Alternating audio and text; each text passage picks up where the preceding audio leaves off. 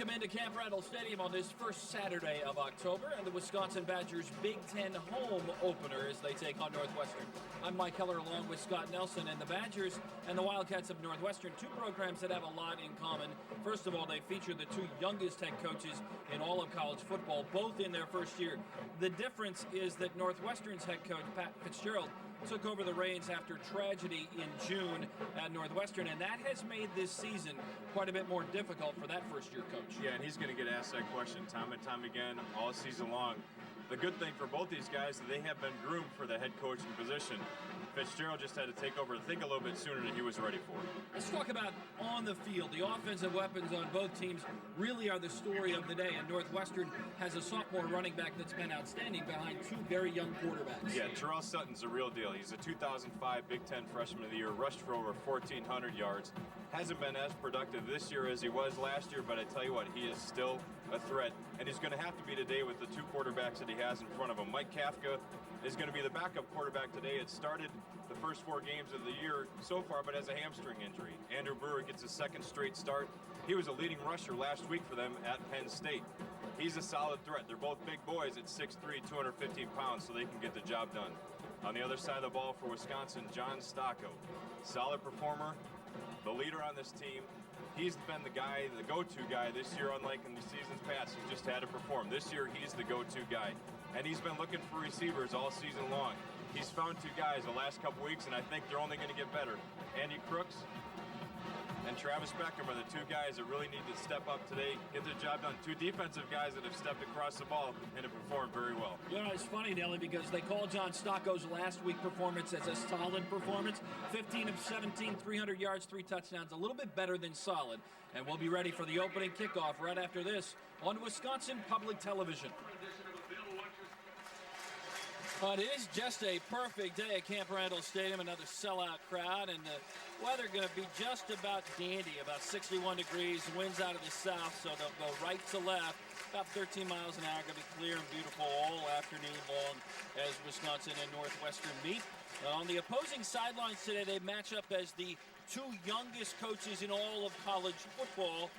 It's, of course, the story on the other sideline is Randy Walker died of a heart attack this summer at the age of 52. It was on June 29th, and Pat Fitzgerald, his assistant coach, has taken over the program as the head coach, won his opener, but times have gotten tougher since then on the field, and he will go up against Brett Bielema today. The 2 know each other. They played both in the Big Ten. Fitzgerald, of course, at Northwestern, and all-conference linebacker, and Brett Bielema, a walk-on turned captain at Iowa, and the 2 match wits today as they get ready for the coin toss at the center of the field to determine who's going to start with the ball first. It's a Wisconsin team that, after losing the Big Ten opener on the road at Michigan, rebounded with a huge win, a lopsided win last week. There you look at the series all time. They've split the last 14 games in the series, and a year ago, Northwestern just could not do anything wrong offensively. The Badgers never had a defensive answer in the ball game and lost in a big score down at Northwestern. A shootout, so to speak, as Northwestern ended up on top on the scoreboard a year ago, 51-48, including 27 points in the third quarter last year. You know, that game last year, it's quite interesting. A lot of people term that basketball and a football field. And that's one of the things. They've had an explosive offense many times. And last year was just evidence that they can do it again. Well, the difference now, I guess, if you look at Northwestern, is they have 2 freshman quarterbacks. Right. Brett Bazinet was an outstanding quarterback.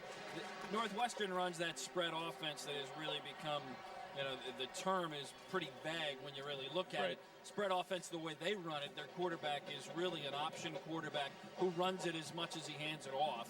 Even though they don't run the traditional option, it's that shotgun, put the ball in the belly of the running back and make the read, and you'll either hand it off or take it on your own. And I was talking to Brett yesterday about that, and he said that there's no individual that is responsible for that, but they have to be very mindful on defense to make their proper reads and don't commit too early, because Northwestern will be very good at making you look foolish if you overcommit. The defensive front really has to play solid today with shoulders square, get up in there. I think they're going to blitz a lot more today because they've got some covers that can run with the receivers from Northwestern.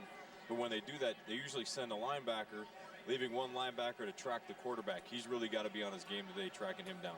Badgers send Jarvis Minton and Hampton back deep to receive, so no Nettles. Minton has 5 returns, 18.2 yards per return, but hadn't been back there much since he fumbled against San Diego State on the opening kickoff. So the Badgers will start with the ball first. They'll go into the wind in the first quarter from left to right, and it will be an onside kick to start the ball game towards the far sideline. Nice job by Wisconsin to come up and make the catch on the far sideline. It's Sean Lewis, the backup tight end, who stepped up, and the Badgers will start with very good field position, but Northwestern goes to the bag of tricks on the game's first play. Yeah, and I think when you see a team like this is trying to get some excitement, get some momentum going, a lot of times they will pull something out of the tricks, and unfortunately for them, it didn't work, but that's great recognition by Wisconsin, the return team there, to recognize it's a short kick, get up there and make the right play. John Stocco, number 2 all-time at Wisconsin in a number of categories, including yards, attempts, completion, and completion percentage. Had just an incredible game a week ago against Indiana, 15 of 17, over 300 yards and 3 touchdowns. P.J. Hill into the center of the line, might get a yard, and it will be second down. Let's set the starting lineup on the offensive side for Wisconsin. John Stocco is the quarterback, a captain, and a leader. P.J. Hill is a redshirt freshman. Big load, 242 pounds, off to an outstanding start behind another fullback who's young as well, in Bill Rentmeester, who's a local kid and pressed into duty at Chris Presley's injury in camp. Joe Thomas, 6'8", 313, projected to be a top 5 pick in the NFL draft come next spring. Second down and long, and Stocco again gives to Hill. Second back through, makes his way through, and P.J. Hill is off to the end zone. To the right side, touchdown, Wisconsin on the game's second play.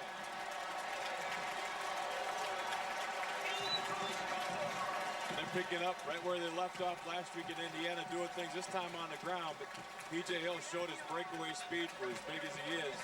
And I tell you, Northwestern's defense is good. They gamble a little bit. That time they got caught, but they gamble. They'll come after you, and that time P.J. made the right read, got up in the hole, moved from side to side. Great job on his lineman getting up there.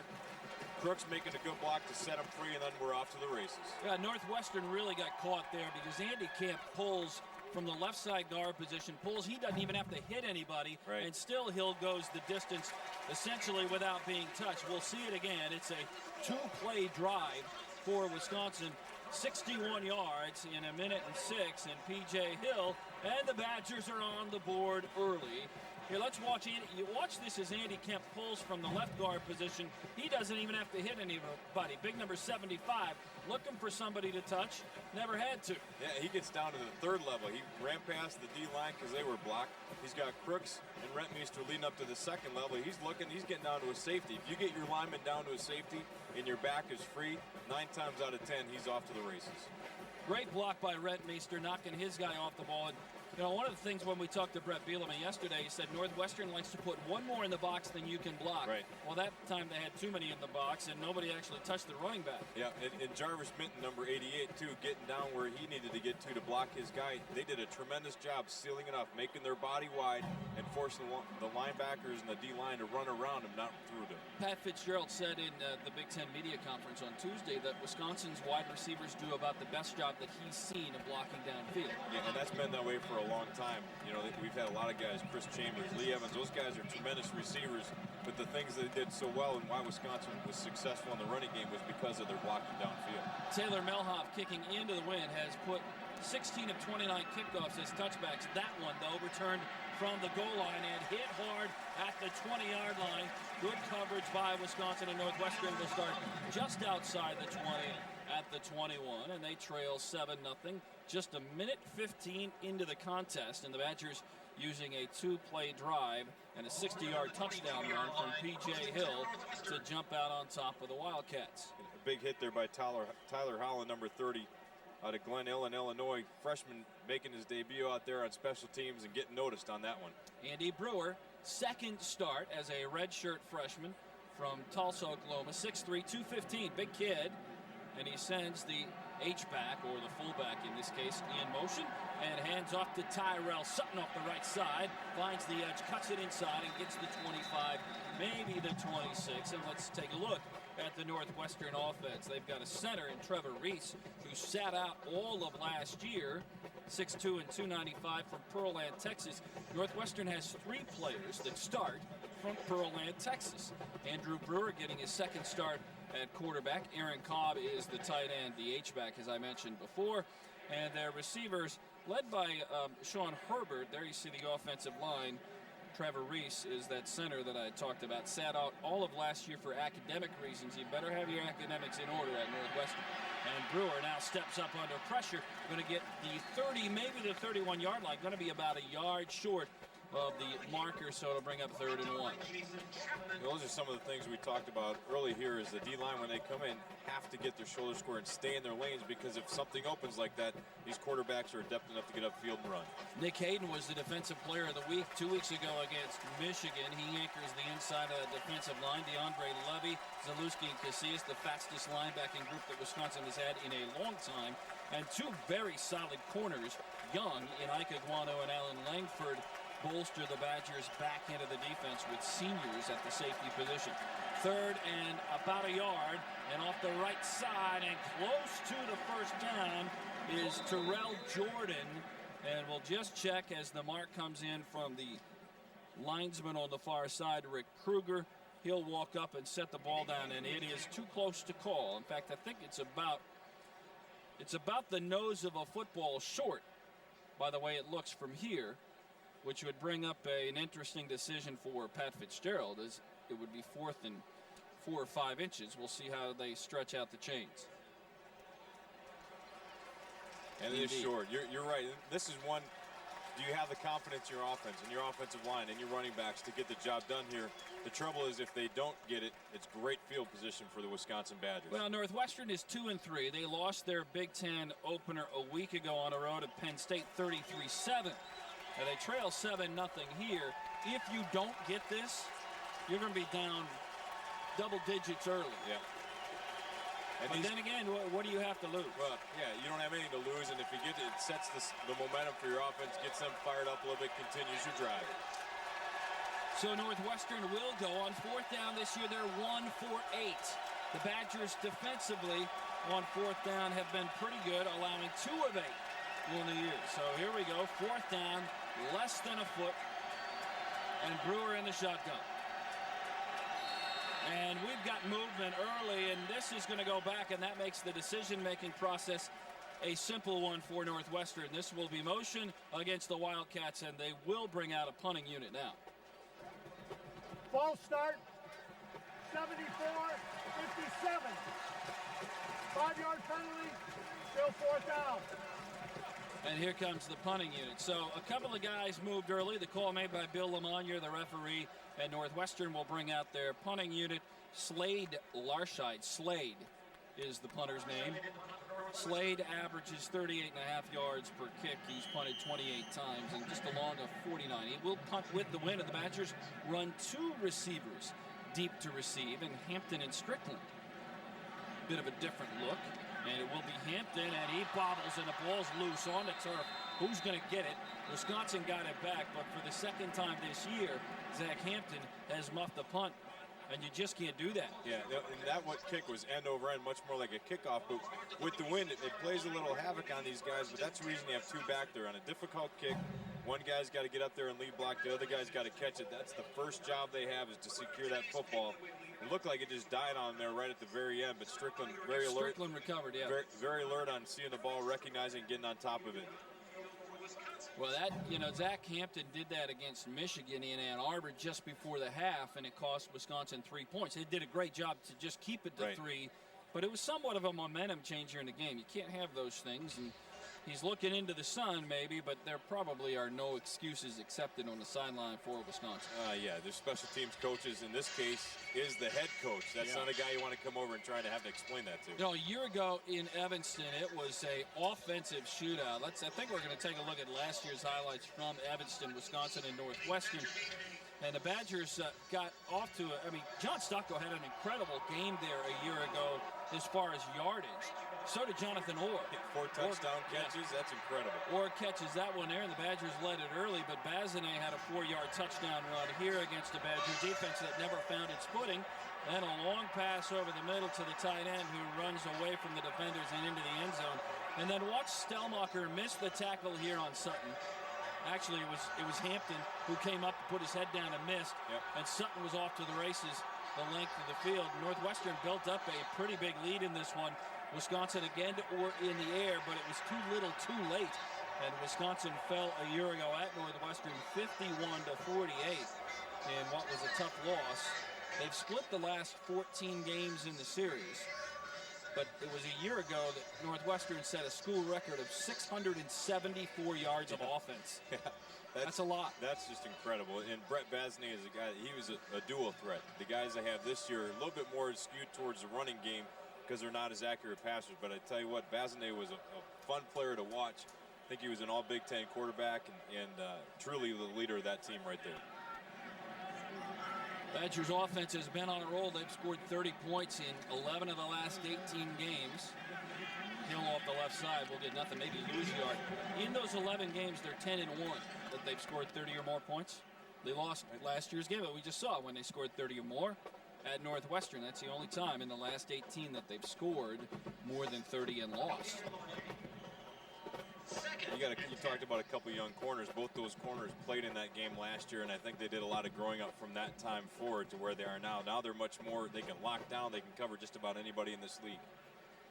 Second down, and call the first a no gain, so 2nd and 10, and Stocco with a single back at Hill in the backfield, and the play action roll to the near side. Comes to the near side. It's caught on the sideline by Hubbard, who turns it up and breaks a tackle, gets the 45-yard line, and a first down for Wisconsin. And Hubbard, you know, sometimes it only takes a play. Maybe it was last week that he made that play, had a great day. Maybe Hubbard now has become the Wisconsin receiver that they were looking for early. Yeah, and I think the coaches saw those flashes of him being able to catch the ball and make some yards after the catch, make some big plays like that. He's athletic. He gets out there. They didn't do a very good job on defense of covering out to the flat left and wide open. Stocco makes the right read and a good throw, and Hubbard does what he does well after the catch. Hubbard had a great week a week ago on the road against Indiana. And continues it here. He had 6 for 122 last week. Stocco on the left side to Hill, threw a gap in the middle. Nice move at the 30 to the 28-yard line. And Hill showed a little stutter step there, making a defender miss. Picks up about 16, and Wisconsin has another first down. He's fired up to get out there going at it. He's going over 600 yards right now in this season so far. But Wisconsin gives the same look just on the other side of the field. 2 receivers stepped off the line. Northwestern adjusts out a little bit, but the offensive line does a good job getting their blocks and people getting downfield to the second level, and the linebackers open up a big hole for Hill to run through. Hill, 4 carries, averaging 19 yards a carry. Pretty good average. Pretty good average. Probably won't maintain that average for the entire day, but pretty good start. Inside of 10 minutes, first quarter. Hill cuts it back up in the middle. On the left side, gets the 21-yard line and gets 6 on first down, so 2nd and short. We'll see what the changeup back is going to be today. Last week we saw a little bit more of Lance Smith, right. Daiwan Rowan also in the backfield. But Smith is probably the guy that you would see more as time goes on. So we'll see who the first changeup back is today for Wisconsin.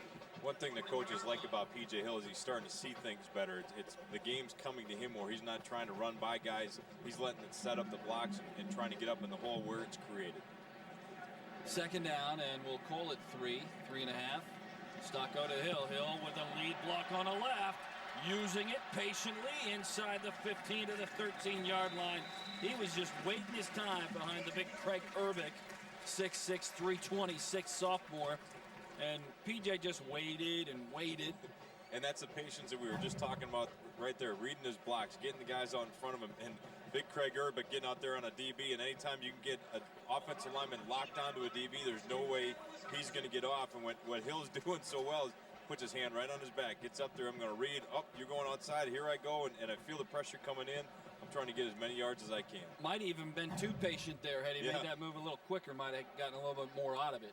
It is 1st and 10, and the ball is marked at the 13-yard line. Stocko looks to throw, looking to Crooks in the left side. He's covered. Now Stocko going to run to the 10, and on the outside he'll go to the 9, and 2 flags come in, and Wisconsin's going to be the victim of a holding call by the officials here. I think a couple of flags coming in on the same hold, and it's going to back the Badgers up in the red zone. Wisconsin in the red zone offensively, 17 of 21, 81% of scoring, Holding. but 14 TDs in that mix too. 10 yards. Previous spot. Still first down. Joe Thomas guilty on the hold. The Badgers senior returning after the ACL injury. Just on the left edge of the screen there, you see him putting him on the ground, and those 2 guys, Kevin Mims, number 95 for Northwestern, are going at it. Probably a little better look here. Puts him down, and it's going to be a battle down there in the trenches because Thomas is really good. These guys will come at him, and they'll challenge him for all he's worth. Mims is 6'3" and 280, a sophomore from Woodlands, Texas. Thomas has 5 inches and 30 pounds on him, but gets called for the holding. So Wisconsin back outside the 20 to the 23. Stocko looks left, and it was played well. Now John just throws it into the turf. He's okay outside of the tackle box, so it's second and very long from the 23. Northwestern playing man-to-man coverage out there, just trying to run a little hitch where they come back and just throw a dart out from Stocko out to the receiver there. The cornerback does a very good job of reading that, coming back with the receiver, plus pressure again from Mims off the side.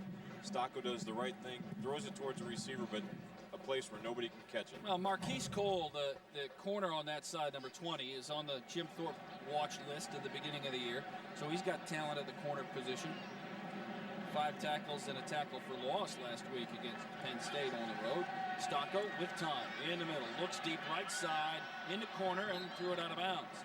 So it'll be 3rd down, and the ball still at the 23-yard line. That time Northwestern comes out, shows man coverage, plays zone underneath, but keeps the corners locked down on the 2 wide receivers, and then that zone is everywhere else. A little bit easier for them to cover guys, more guys at one time, but corners did a good job downfield and making sure that the deep throw wasn't available. 3rd down conversion. This one's a big one, though. 3rd and 20. Badgers just about 40% on the year. This one a bit tougher. Northwestern goes with 5 defensive backs. Showing blitz and now backing out. Badgers fake the reverse and now the middle screen, and it's incomplete. Looking for P.J. Hill, but Stocko had to get rid of it a little bit earlier than he wanted, and it was off the mark, and Wisconsin's going to have to settle for a long field goal attempt of about 40 yards. And there's a flag on the play, too. There's 2 guys in motion on that play, an illegal shift on the Wisconsin offense. They're sending back even further. Or decline it, I guess, and you go 4th down and long. Illegal shift. Offense. 2 men moving. Prior to the snap. Is not set. That penalty's been declined. 4th down. So the Badgers will try the field goal attempt, and it's Taylor Melhoff, the junior, 5 of 7 on the year in field goals, and this one will set it down just outside the 30, so call it a 40-yard field goal. And he's 1 of 2 from 40 to 49. Swirling wind down here, Mike. You look down the north end, the flags are blowing out. You look down at the south end here, they're blowing out, so it's just kind of spinning around down there on the field. Good look at it here. The snap is down, the kick is on away, and it is good. So Taylor Melhoff is perfect on that one, of the Badgers lead it 10-0, 7:51 to play in the first. Not much of a drive, 9 plays rather, and 41 yards. 3:38 off the clock, but the big holding penalty on Joe Thomas, the All-American, sets them back from touchdown scoring zone back to having to settle for a field goal. Yeah, you know, those are the little things that drive coaches nuts, especially when you got a guy that's as good as he is to do that. And I think Joe is just trying to finish off a block, and instead of letting him go and driving him down, he hangs on, grabs a little bit of the jersey, and that's what the officials see. Starting with today, 5 of the last 7 games on the Badgers schedule will be at home, including 4 of the next 5, and that includes next weekend when the Golden Gophers of Minnesota come to Camp Randall for a thrashing here at the stadium as the Badgers take on Minnesota. And you can watch the ball game next Saturday night, October the 14th. 10:30 is our kickoff time on Wisconsin Public Television. It's a schedule that is set up not to get ahead of ourselves, Nelly, but it's a schedule that has set up very favorably for the Badgers. After that Big Ten opener on the road at Michigan, they play an Indiana team that's not very good on the road and handle that one very well. Right. They're playing a Northwestern team that admittedly is not very good right now either. Next week, Minnesota comes to town. They've had their struggles. Right. Then Wisconsin goes to Purdue, who's had their struggles. Yep. And then Illinois comes to town, and you talk about a team that has really had a tough go of it. Illinois is having a terrible season. Yep. Outside of their win last week at Michigan State. Right. And then you get on the road against Iowa or Penn State home, and then on the road against Iowa. So Wisconsin has a pretty favorable look. Yeah. No Ohio State this year, Right. no Michigan State this year. And the good thing for them is they're playing two similar teams back-to-back with Northwestern and Minnesota, who like to open things up a little bit. So their defensive scheme and their offensive scheme isn't going to change a whole heck of a lot from this week to next. Taylor Melhoff will put the foot into it for the second time already today and hits it with the left foot. It will carry down to the 2-yard line and be returned there by the Wildcats, and a big hole out to the right side. Melhoff, last guy, he makes him miss, and now catching up from behind is Zach Hampton. But a huge return by McManus, who had a 45-yard long return earlier this year. That one will match at a 45-yard return, and it is in Wisconsin territory, or just shy of it rather, at the Northwestern 48-yard line. 45-yard return, and the Badgers misfire on special teams. And a big hole up in the middle. Great cross blocking by those guys. Big layout block there on the return team, and he's off to the races. Stepping in is Andrew Brewer as the quarterback. Looks and throws left and has his man in Peterman, who gets it inside of Wisconsin territory down to the 47-yard line. Kane tackled there. Casillas, Langford, and Roderick Rogers all in on the tackle, but it sets up a second and short for Northwestern. Northwestern just running basically what you call a rub route. You got a receiver that's out there on the corner. He just goes down and blocks. The inside slot man runs a little wheel behind him. Quarterback hits him and tries to get up behind that block. Wisconsin 7th in the country in passing defense, only allowing 134 yards per game, and Northwestern is last in the Big Ten in passing. Rolling to the right, Brewer under some pressure. Shaughnessy chases, throws it, catches it on the sideline. Nice pitch and catch on the far sideline, and Northwestern picks up a first down. Sean Herbert on the catch. He's one of the captains. Makes a great comeback route and a good catch off the throw by Brewer. And Shaughnessy recognizes that it's going to be a bootleg like that. Gets outside, puts a lot of pressure on him there, but a great strike. Perfect ball thrown there, and tremendous job getting the tiptoes down inside the boundary line there for the completed catch. Well, Great play. You think that left foot was in bounds before the right foot touched? I don't know. Oh, I'm a defensive guy. I'm going to say no. I know what you're going to say, but the play gets off, so it doesn't matter. Now rolling near side, Brewer. On the look, left side, Sean Herbert with a catch, and the boundary at the 30-yard line. Wisconsin gets caught in a layoff cover, too, where the corner drops back a little bit because he's got a deep threat. They release somebody shallow into the flat, and the outside backer just doesn't recognize quick enough to get out there and cover that, so he's wide open underneath. And you get your safety in your corner up, push him out of bounds. But just a blown coverage there where the defensive end has to get out to the flat to force a high throw. So Brewer's off to a pretty good start. He's 3 for 3 on the drive, 22 yards in the air. And Northwestern on the move, trailing 10-0, 6:41 to play in the first. They don't do it often, but Northwestern in a traditional I-set backfield. And the play action fake. Brewer looking deep over the middle, look for the tight end. He got him, and it's caught at the 1-yard line. What a catch by Kim Thompson. Al Langford playing man-to-man coverage on him right there in pretty decent position. Actually puts his hands on the receiver as he gets downfield. The official looks like he's going to grab for pass interference, doesn't throw the play because of the catch, but Langford, instead of coming up over the top with his hand, tries to duck underneath. It was a perfect pitch. First and goal, quarterback sneak, second effort, touchdown by Brewer, and Northwestern has jumped right back into the ball game on a very quick drive off the big kickoff return, and Northwestern can draw within 3 on the extra point. And I think you said the perfect thing right there. Great field position because of a great kick return. That got all the momentum onto the offense. The defense came out in a tough spot, but they didn't perform. They didn't produce, and the offense for Northwestern marches right down the field, made it look really easy. 5 plays, 52 yards, and just a minute 10 off the clock on the touchdown drive by Northwestern. Last year was a shootout. Extra point is no good. He snap hooked it left. It's no good, and it's 10-6. Wisconsin, always a big play. Yeah, and if it does stay close, that could be a big one for the Wildcats coming down the stretch. But those are the little things. Any extra point like that you practice time and time again. You know the kickers are out there practicing time and time again. There's no reason for that.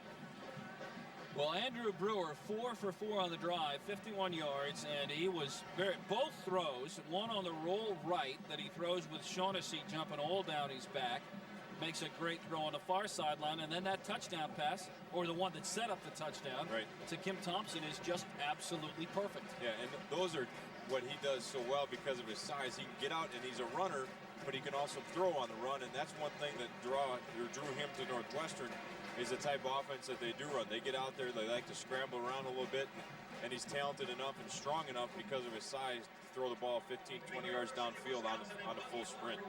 See the youngest coaches in college football, Fitzgerald. Brett Bielema was the youngest coach in the nation for 5 months before the tragic death of Randy Walker and the promotion of Pat Fitzgerald at Northwestern. Ron Prince at K-State is also on that list. A lot of familiar names there. Last week, Northwestern had the youngest coach in college football against the oldest coach in college football, playing against Penn State and Joe Paterno, and this week it's the 2 youngest.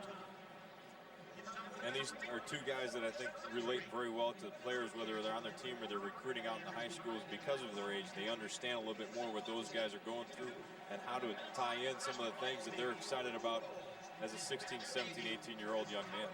Well, and Pat Fitzgerald's going to turn 32 on December 2nd. So he's a pretty young kid. Very much. 32 on December the 2nd. And he's now coaching in his 6th game as a head coach in college football. I talked with Brett, we'll get into this after the kickoff, but I talked with Brett about Pat Fitzgerald yesterday. The two have talked on a regular basis. Minton from the goal line and cuts it to the near side. Still looking for room. He's only going to get the 16-yard line. When I talked to Brett yesterday about Pat Fitzgerald, the story is obviously with the death of Randy Walker, that Pat Fitzgerald has to deal with that every week. Every time they go on the road, every time they play a home game in the teleconference, he's going to get asked by out-of-town media how he's adjusting and how his players are adjusting. Brett related an interesting story to that, saying that it's something that you never get over. And Brett went through that when he was playing college football at Iowa and the death of his sister the week of the Northwestern game. Hill, off the left side, makes a move back to the inside, cuts it over to the 20 to the 21-yard line. Brett Bielema at Iowa as a linebacker and as a senior lost his sister. His sister died the week of that Northwestern game. He was the pallbearer in her funeral and then played on Saturday. He said, that's the deal. He said, tragedy is something you'll never get over. He said he thinks about it every day, but you have to go on. And Fitzgerald is doing the same thing, and so are his players. Every day this year, guaranteed, they think of Randy Walker. But every day they also have a job to do, both in the classroom and on the field. Off the left side, Hill, again patiently waiting for that offensive line to gain some push, and he's very close to a first down. You know, and along the same lines with Coach Walker, what they ended up doing is naming more or less the driveway from the main street by the stadium down at Northwestern, Walker Way.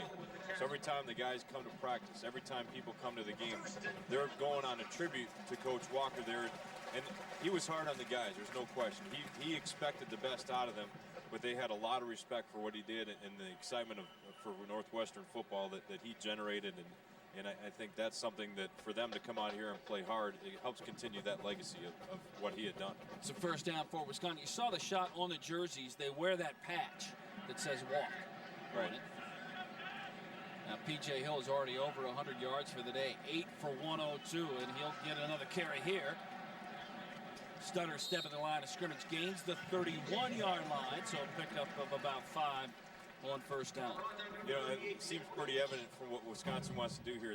They want to run the football. They want to establish the line of scrimmage, and if Northwestern's going to bring 8, 9 guys into the box and say, okay, run it at us, see if you can do it, they're up to the challenge, and so far they've been successful, getting 3-4 yard chunks at a time and continue to move the chains. Bob Paulsik has done a great job with the offensive line as a first-year offensive line coach at Wisconsin. A lot of experience for Paulsik in the college game, and they simplified the terminology for the offensive line, and it's paying off. They really have come together.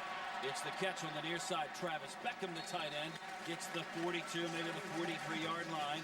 And Beckham and Andy Crooks over the last couple of weeks in the last 2 games had combined for 16 catches and just a shade under 200 yards. So the tight ends have come along.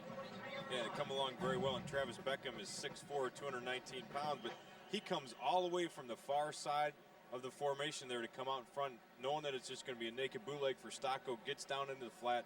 Stocko is an easy pitch and catch for those 2 guys, but tremendous route recognition getting down there for the catch. First down, ball placed at the 43-yard line for Wisconsin, leading 10-6 inside of 4 minutes in the first quarter. Hill cutting back at the line of scrimmage, gets the 45-yard line, maybe a gain of 2 on first down. Still haven't seen the changeup back from Wisconsin. It's been all P.J. Hill, who is now has 10 carries and over 110 yards. You know, through the course of this first quarter, Wisconsin's run that formation probably 5 or 6 different times. 2 tight ends, and then they put both wide receivers on the same side. But each time they've given a different look. That time the receiver, one ran downfield, the other one did a simple wheel route. The time before they came back and crack blocked, and they did a few different things. So the coaches are upstairs watching to see what type of different looks and formations they're going to get. And then they're calling the plays from there. Daiwan Rome was in the backfield, but Stocko goes over the middle, and it's caught by Hubbard. Now fumbled, ball knocked loose on the turf. Who's going to get it? Northwestern says they do, and the officials point that way.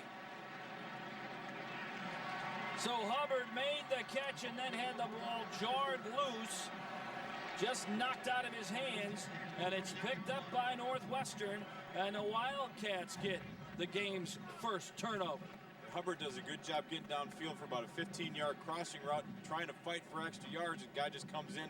It's a simple punch out. Hubbard doesn't secure the ball in the 3 points, knocks it out, and they did a good job of the defense flying to the football and recovering that fumble. Brendan Smith, the safety, comes up, right paw on the ball loose on the deck, and Northwestern gets it, and they recover. Take over, see what happens on the quick change. Good field position again. Yeah, they'll take it from the 39 and come near side. Ball caught on the near side, and picking up a first down is Peterman. Still spinning. Badgers can't knock him off his feet. He's all the way down to the 48-yard line, and a first down for the Wildcats. Eric Peterman, 7 catches and 95 yards on the year. Just 1 catch a week ago, but off to a pretty good start here today. That's his 2nd catch. His 2nd catch basically on the same route again, just a rub route where he comes out behind the 2 other receivers he has out there. First time they only had twins. This time they were in trips, 1 other blocker to help seal off that outside backer flowing there, and did a good job picking it up. See how the Badgers respond to the adversity of the turnover here defensively. Up the middle, and that is Terrell Jordan, who spins off 1 tackler and picks up about 5 on first down. Good job by the front 7 there for Wisconsin. Joe Monty in on the tackle. Number 54, Mike Newkirk in on the tackle. Those guys need to show up. They need to have a big day today. Force them to throw the ball and take away the run game. Look at the Badgers where they're ranked defensively in the Big Ten. Some of that is skewed a little bit because of last week's game at Indiana. But game 1 was on the road at Michigan, so kind of counteract that. So they've done pretty well, but not a very auspicious beginning here, and the ball is dropped by Peterman. It was a forward pass, incomplete. Some were thinking that it might have been a lateral, but it was going forward, incomplete, and it brings up 3rd and 5. But the thing Roderick Rogers does is he goes and gets the football, forces the official to make the call. Was it a catch or wasn't it? He scoops it up, starts running. That's exactly what they're taught to do, is if the ball's on the ground, scoop it, try and score, and let the official now, blow it back. You talk about, Nelly, that rub route. You saw what Sean Herbert did. He's actually screening or picking or blocking before the ball's even caught. Yeah, it's a real quick pass out there. They try and throw it, basically just a dart, simple out to the receiver like that. 3rd down and 5. Right side on the slant. Caught by Peterman. Good catch in the air. Took a hit from Rogers. Held on, and it's a first down at the 35-yard line. Nice catch by him. He's 6'1", 200 pounds, but has to go up high for that. Gets a pretty good shot there from Rogers, but does the right job in securing the football, knowing he's going to get hit. Lands on the ground for the first down. Andrew Brewer not showing any nerves or after effects of just his second start as a collegian, a redshirt freshman. He's already 6 of 7 for 72 yards. Making good reads. Northwestern moves early. Offensive right tackle, I believe it's Ryan Keenan, moved early. 62, 56. False start offense.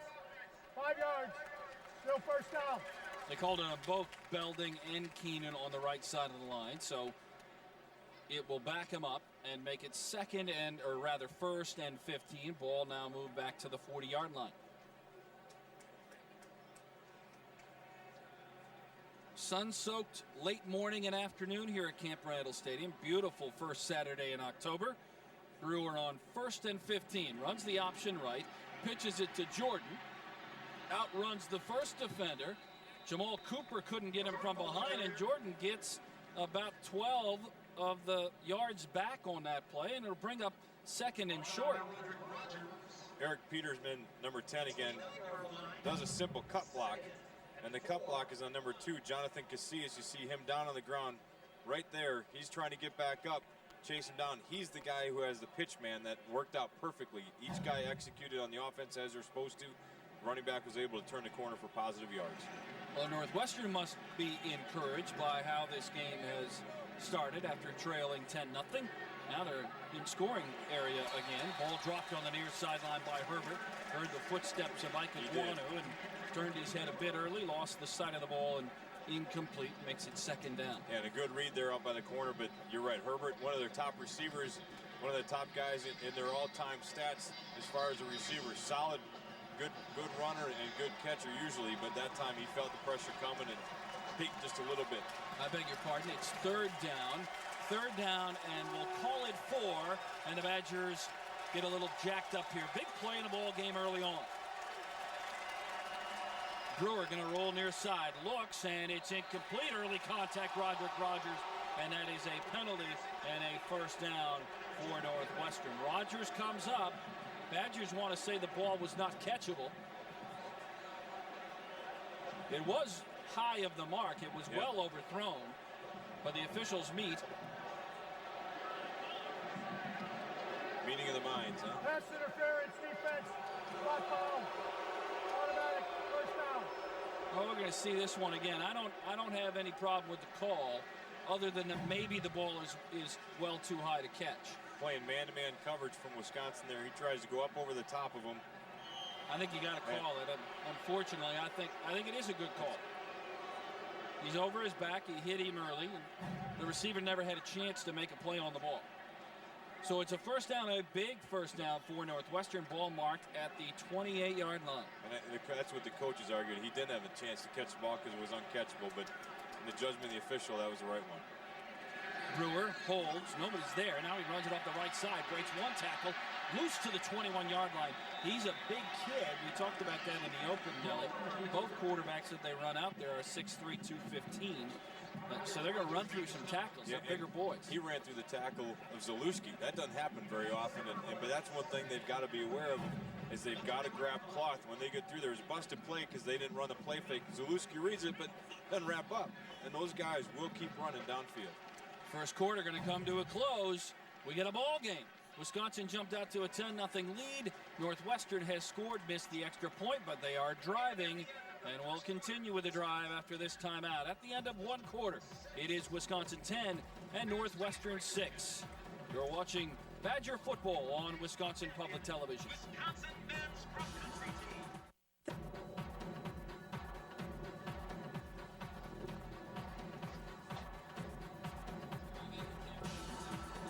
Start the second quarter, and Northwestern is driving. They have the ball at the Wisconsin 21, and it is 2nd and 3.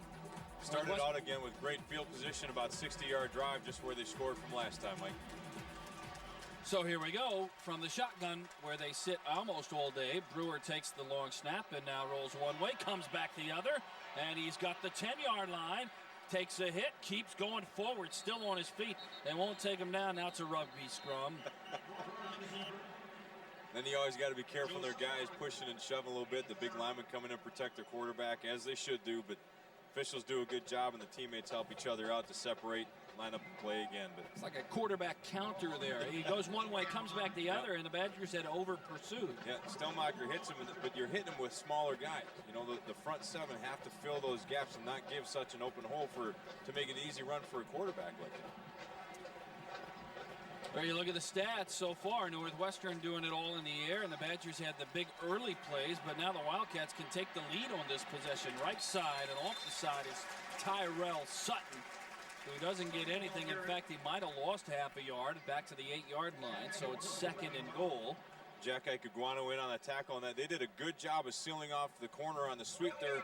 Jack does a very good job coming up from his corner position. Outside contained, gets down low in the legs and brings him down for the tackle. Northwestern on the year in the red zone coming into today 13 times, 10 touchdowns and a field goal. So they've been very efficient in the red zone.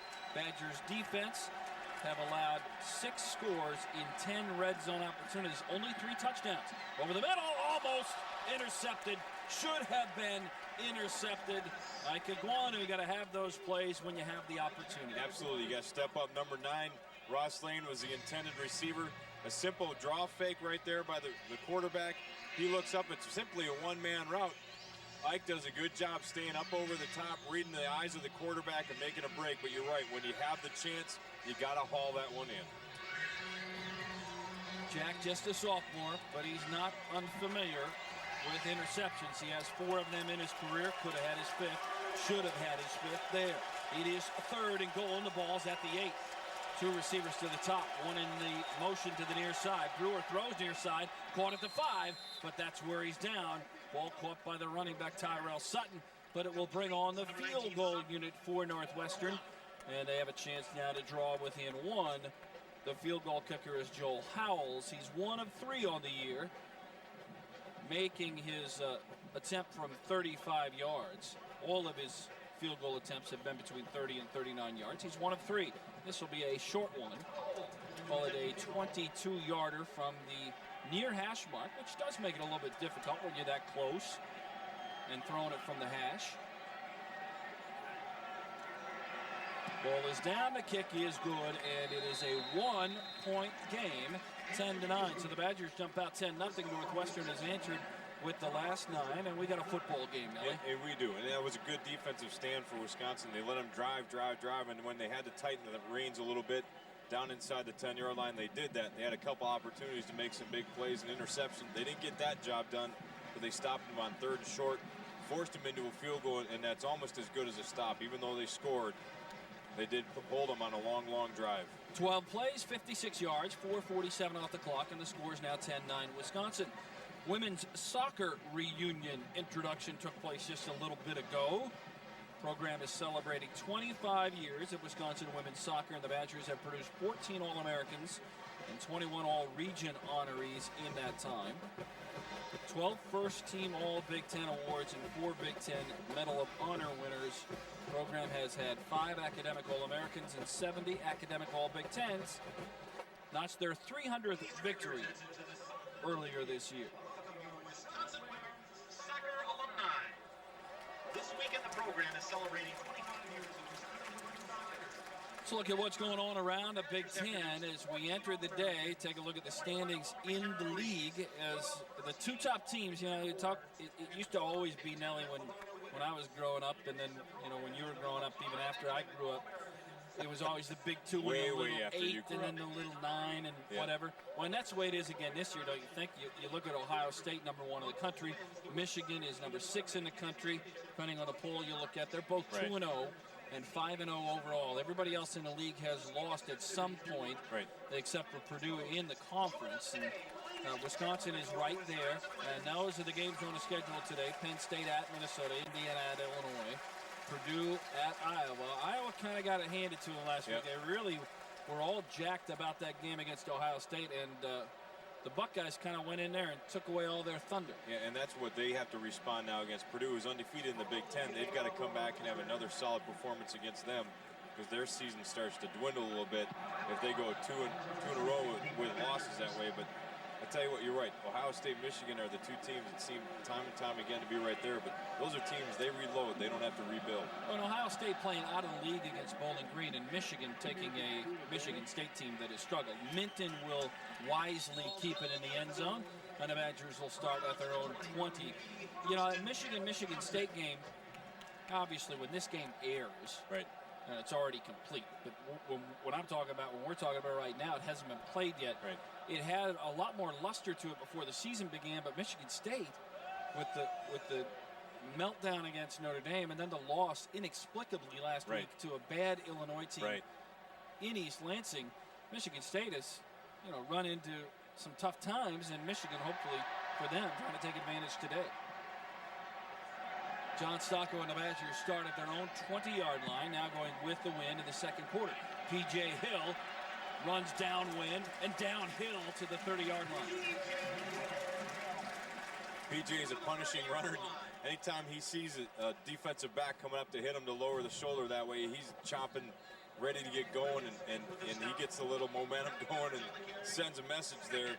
Number 39, Brendan Smith, the sophomore free safety for the Wildcats, but P.J. loves doing that stuff. Well, P.J. knocked off his 10th touchdown of the year on the game's second play today. Nice 60-yard run. Right side, Hill has a little bit of a seam. Gets the first down and over the 35 to the 36-yard line. That zone blocking scheme of the Badgers, huge offensive line. They average 317 pounds. Right now, they're kind of having their way on the push. Yep. Well, and then you get Rentmeester out there, number 34. He's 6 foot, 256, and he kind of tips-toes through the hole, but he gets a block, and P.J. cuts off his backside for more positive yardage. 12 for $125. P.J. Hill having a good first half inside of 12 minutes. Second quarter, and Wisconsin leads it by a point. Hill on the right side, cuts it back inside, and still on his feet over the 40 to the 42-yard line. Really makes you work to bring him Oh, back. yeah. Oh, yeah. With those tackles, Eric Vanden Heuvel, again, you get Rentmeester out there kicking out on the outside backers, sealing off the blocks, big bodies, and it makes it easier for P.J. to run through a hole. P.J. now with 13 carries on the day. It's early. That's a lot of times touching the football. And a lot of yards, 131. Well, and, you know, we saw that a lot with the Heisman Trophy winner Ron Dane. Barry used to love to give him the ball 25, 35, 40 times in a game. And P.J. is getting up to big numbers early here. Gets it again on the right side. Bounces off to the sideline. First down. And it's near the 50-yard line of the 48. First down, Wisconsin. You know, and that happened last year. Brian Calhoun in his first start here for Wisconsin. Over 40 carries in that game. So I think the coaches recognize when here comes Dajuan Rowan in for him right now. But I think the coaches recognize when a guy's got the momentum, when he's got the movement going on, when he's in the zone, so to speak, keep giving the ball. There's no reason to stop doing it. As long as he's productive and not tired, let him run. Badgers have it on a first down at the 48-yard line. Rowan in behind Rentmeester in the I backfield. Two receivers, one on either side. And Stocco will look to throw. Comes near side, over the up and under coverage, and it's caught by Luke Swan. On a two-deep coverage, he found the seam in between, and Stocco delivers a perfect strike. And Swan, tremendous job running the route, gets right between the two guys, but this is what Stocco does so well. A lot of people question his throwing ability. Is he on the mark?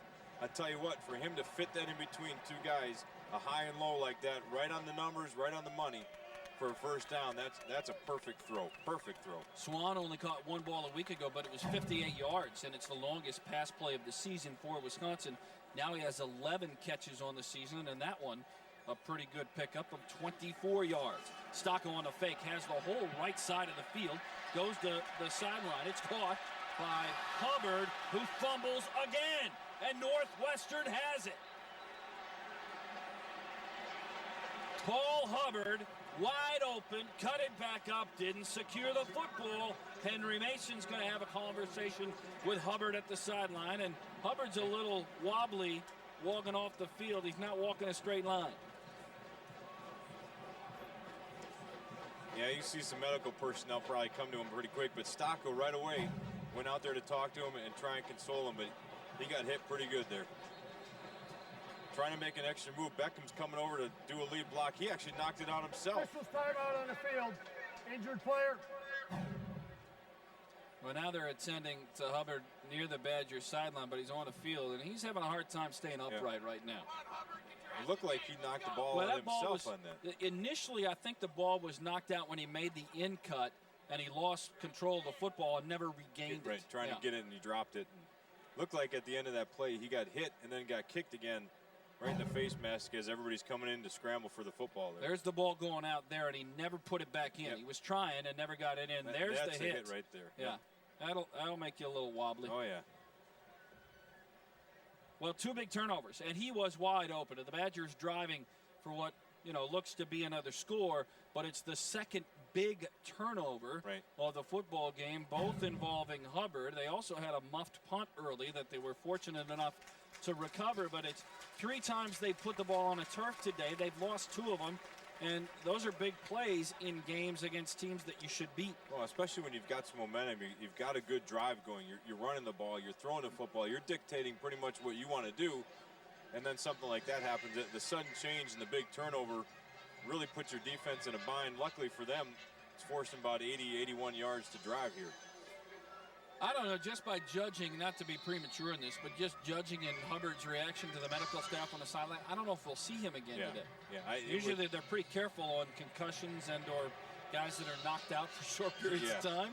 Yeah, and absolutely. And that shot that he took there, I mean, that wasn't a cheap shot. It was a shoulder to his head, and they were just going after him, make a tackle, and he's looking down to try and recover the football and expose himself a little bit. Pretty certain that in his years as a track star at Wisconsin, when he was an indoor and outdoor Big Ten champion, he never got hit that hard. You think? Yeah.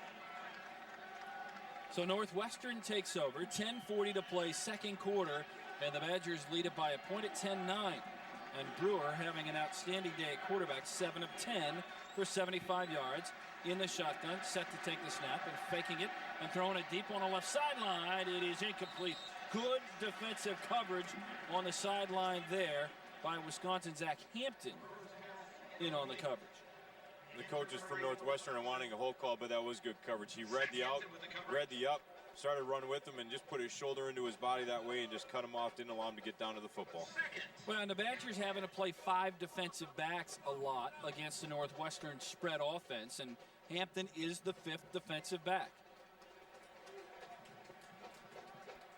Back to a traditional 4 defensive backs, a 4-3 look by Wisconsin defensively, and it is Tyrell Sutton off the left side, breaking a couple of tackles, getting the boundary, and picking up about 5. It brings up 3rd and 5. Linebackers that time were allowed to run because the front 4 got some pressure on the offensive line, didn't allow him to get downhill. Zalewski fills up in there, number 11, DeAndre Levy, jumps over a cut block, hits in the legs, gets him outside, and then the flow from Newkirk and the other guys coming up to Phil, force him down and out of bounds. Well, Zalewski, one of the Badger captains, been around a long time. This is his 31st start of the year. And now Wisconsin a little confused defensively. Stellmacher finally gets Hampton into the right spot. And there's the snap. Brewer with a bit of time over the middle, incomplete, nearly intercepted. Stellmacher came up on the close. The ball was tipped, and it went by his outstretched left arm and shoulder and falls incomplete, but Northwestern will have to punt and into the win. Into the win, and you're right. They were a little confused there, and Hampton comes over, and that's the guy that they're going to right there. And then Stellmacher makes a break, but that's something Wisconsin has to have. They've got to force some turnovers, whether it's a fumble or an interception. They've had a couple opportunities today. See if Wisconsin puts some pressure on the punter here. They get pressure up the middle and from the right, but it gets away, and now fair catch signaled for and caught this time by Zach Hampton. Wisconsin put pressure on the punter. Casillas got in on the rush. Also Ben Strickland, I think from the right corner, got fairly close on an attempt to block the punt. But Wisconsin gets great field position at their own 38-yard line. That's one thing that Coach Bielema likes to do. He likes to change things up, force the guys for not only this game to adjust, but forces everybody else to scout and practice things the next week and the opponents they're going to face down the road to do something a little different, because he changes it up enough they don't know what's coming at them. No Hubbard on this set. On the near side is Isaac Anderson, and on the far side Luke Swan. In the backfield, P.J. Hill thought he might get it. Comes off the left side, through a seam, breaks to the outside. Now he runs away from a defender to the 40 and the 35 and the 30 to the 20-yard line. First down and deep in Northwestern territory. Good job again blocking by the offensive line. Rentmeester leading out there again. On the outside backer, kick out. PJ does a tremendous job again, being patient to cut up in the hole, then starts running away from some people. And Isaac Anderson, number 10, you'll see in her second. There he's blocking, but watch him run downfield and get him down another 10, 15 yards by getting in the way right there. He gets at least 15 yards because of his block downfield. A pickup of 50. He's got 2 runs today, one of 60, one of 50. Total, he's got 15 for 181. Just over 5 minutes into the second quarter. Hill gets no time to rest, except for there on the ground. He'll stay there for a second. He's down to the 18-yard line, so no gain on the play. And the Badgers have it 2nd and 10 from the 18. And again in the red zone, where Wisconsin has been pretty good, but had to settle for a field goal the last time down. That time Wisconsin was trying to pull the right tackle, number 71, Eric Vanden Heuvel, and his guy across the line from him there. The defensive end comes in underneath Eric to make the play, but a good recognition and read by him to make the play from the backside. Jarvis Minton is in as a receiver on the near side. Crooks, the tight end, now motions to the left, and Swan is the receiver to the top. Stockwell gives to P.J. Hill, makes a couple miss, dragging a tackler to the 10-yard line. There's a flag coming in from the line judge on the near side. We'll have to wait on this. Julius Levis, the side judge, throws it, and line judge, it's a face mask. So Wisconsin will add either half the distance or a 5-yard penalty. Either way, it'll be first down. And Hill's making some nice cuts. He's not making a big cut, but he's being patient like we've said. When he makes a cut, it's always getting himself from north to south. He's not running east to west. And when he does make that cut outside because there's a huge seam, he knows he can turn the corner. When a guy that big, you know, when you're coming up, and you did this as a defensive back, you come up on a running back, and when that running back is big, you got one set of focus. I really have to be solid to bring this guy down. Then the second focus takes over. Well, he might make me miss too. Yeah. You know, I mean, he's making moves. He's not just a fullback running in here. Incidental, 5-yarder. That 5 yards is enough for a new first down. Yeah, you're right. And I think the thing that happens when you look at that is when you break down on a big guy like this, does a good job running through there, making the cut, but you better get low because his force is his legs. You got to take his legs out. If you don't, he's going to run right over the top of you. Can I tell you that's a bad call? There's no face mask there. I wasn't watching. They called it, but there wasn't unless it was not on the runner. That could be. The P.J. Hill's face mask never got grabbed. It is 1st and goal, and the ball is at the 8-yard line. Hill is the tailback, and he'll get it off the right side, bounces to the outside, has to run through a tackle, now going the wrong way, cuts it back, and he'll lose 5, maybe 6 on the play. Well, that's probably not his forte. That's a Lance Smith run. Right. And the crowd gets excited, big cut, tries to come back, but the pursuit from the Northwestern defense was right there. He cut right back to it, but yeah, he needs to get going north and south. That's where his power and his strength is at. Adam Cadella, one of the players in on the tackle. He's the middle linebacker, a junior from Dublin, Ohio, replacing a guy named Tim McGarrigle, who was pretty good. Yeah, we recognize that name from last year. He showed up quite a bit. Yeah, he's the all-time leading tackler at Northwestern, McGarrigle. And they've had a pretty good run of linebackers, including one on their sideline as head coach now. P.J. Hill to the right side, runs into a tackler, goes down immediately. And the Badgers now, twice they've been in the red zone. One time in the first quarter, it's set back by a holding penalty. This time they're undoing themselves with bad runs. Right, and that time Rentmeester gets out there. The blitz is coming from that outside backer. He picks it up, but Hill doesn't recognize that quick enough to make the cut. He runs right up the backside of Rentmeester, right into the tackle, makes it easy for the defense.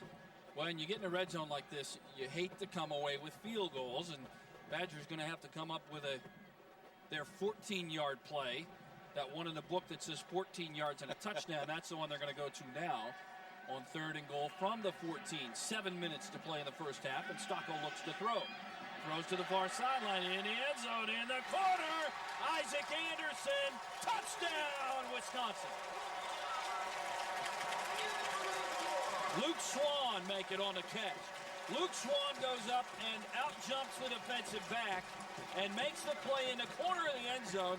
Had to wait for the official signal, and it's a touchdown, Wisconsin.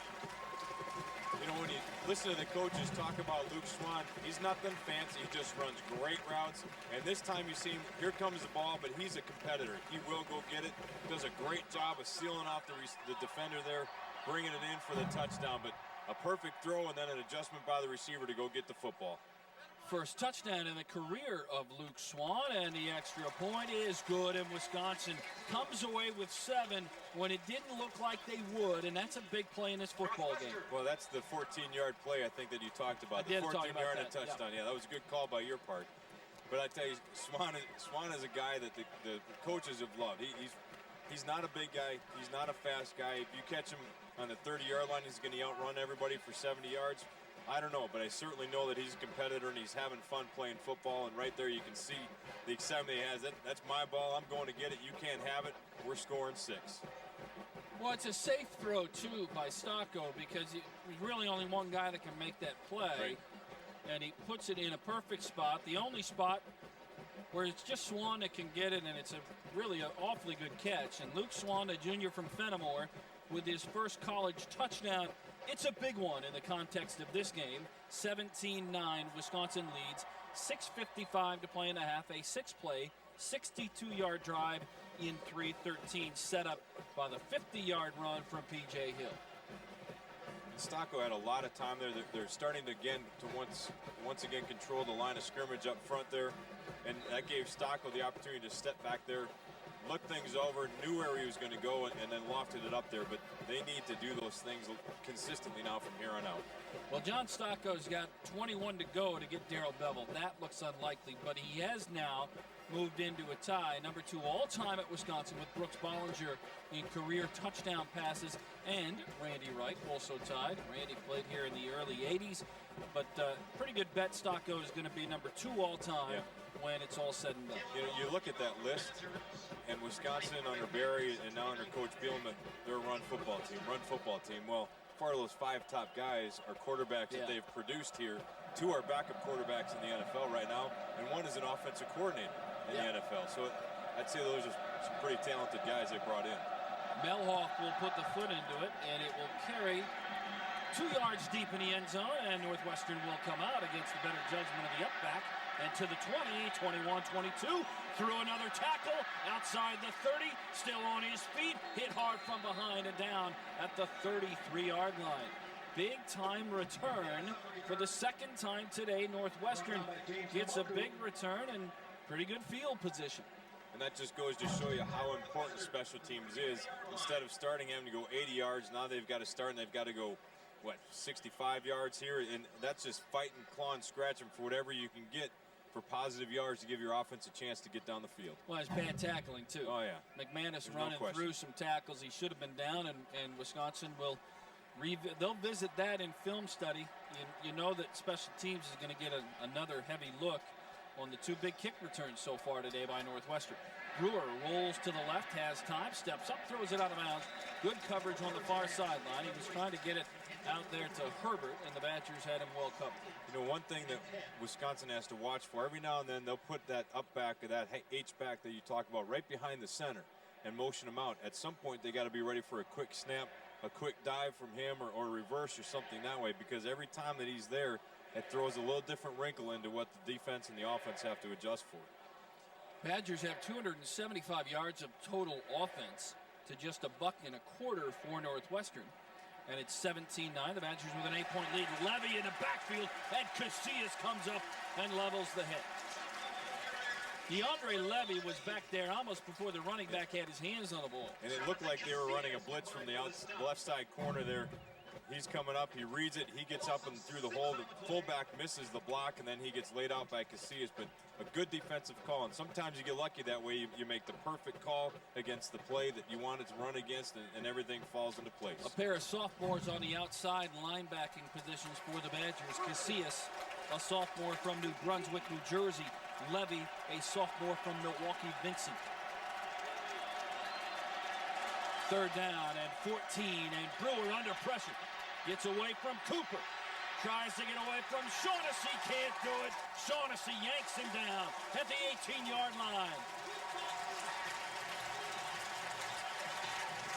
You get it, both ends coming in on them, and both ends that are big and tall and can run, and they will get after it. Cooper does a great move getting up there, forcing the pressure out of bounds there, or out of the pocket, and then Shaughnessy comes over and finishes him off, and you see the excitement from Cooper setting the thing up and knowing that his buddy's coming over to got his back and brings him down. Shaughnessy, a sophomore from Norwich, Connecticut, coming back from injury. Oh, that's an offside.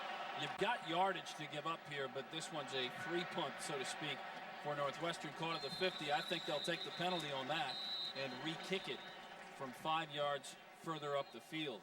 Jonathan Casillas tried to get the early jump. Now, Casillas has had his fair share of blocked punts, but you have to wait till the ball snapped. You got to do it the legal way. That's right. We'll see what they're going to decide on the field. Offside, defense number 2. That 5-yard penalty will be tacked on the end of the run. 5 yards, first down. I thought they'd. Well, you can't march it off that way, boys. Mr. Officials, referee crew. Go take it though. Hold on now. Now the Northwestern sidelines catching coming up. out. You bet. Hold on, boys. We got to march the other way. Did you notice how quiet the Wisconsin sideline was? Hey, shh, maybe they won't notice. We didn't tell you before the game. This is not a Big Ten crew. This is a Wisconsin crew working the game. Now they figured it out, and they'll back him up to the 45. That's why I'm surprised that the option is not to re-kick it. Right. It's a pre-snap penalty. Right. And I think maybe that's what they're going to discuss here. I'm not a referee by trade, but if I were Northwestern, I think you'd want the option to take the penalty before the kick. Yeah, and re-kick. Yes.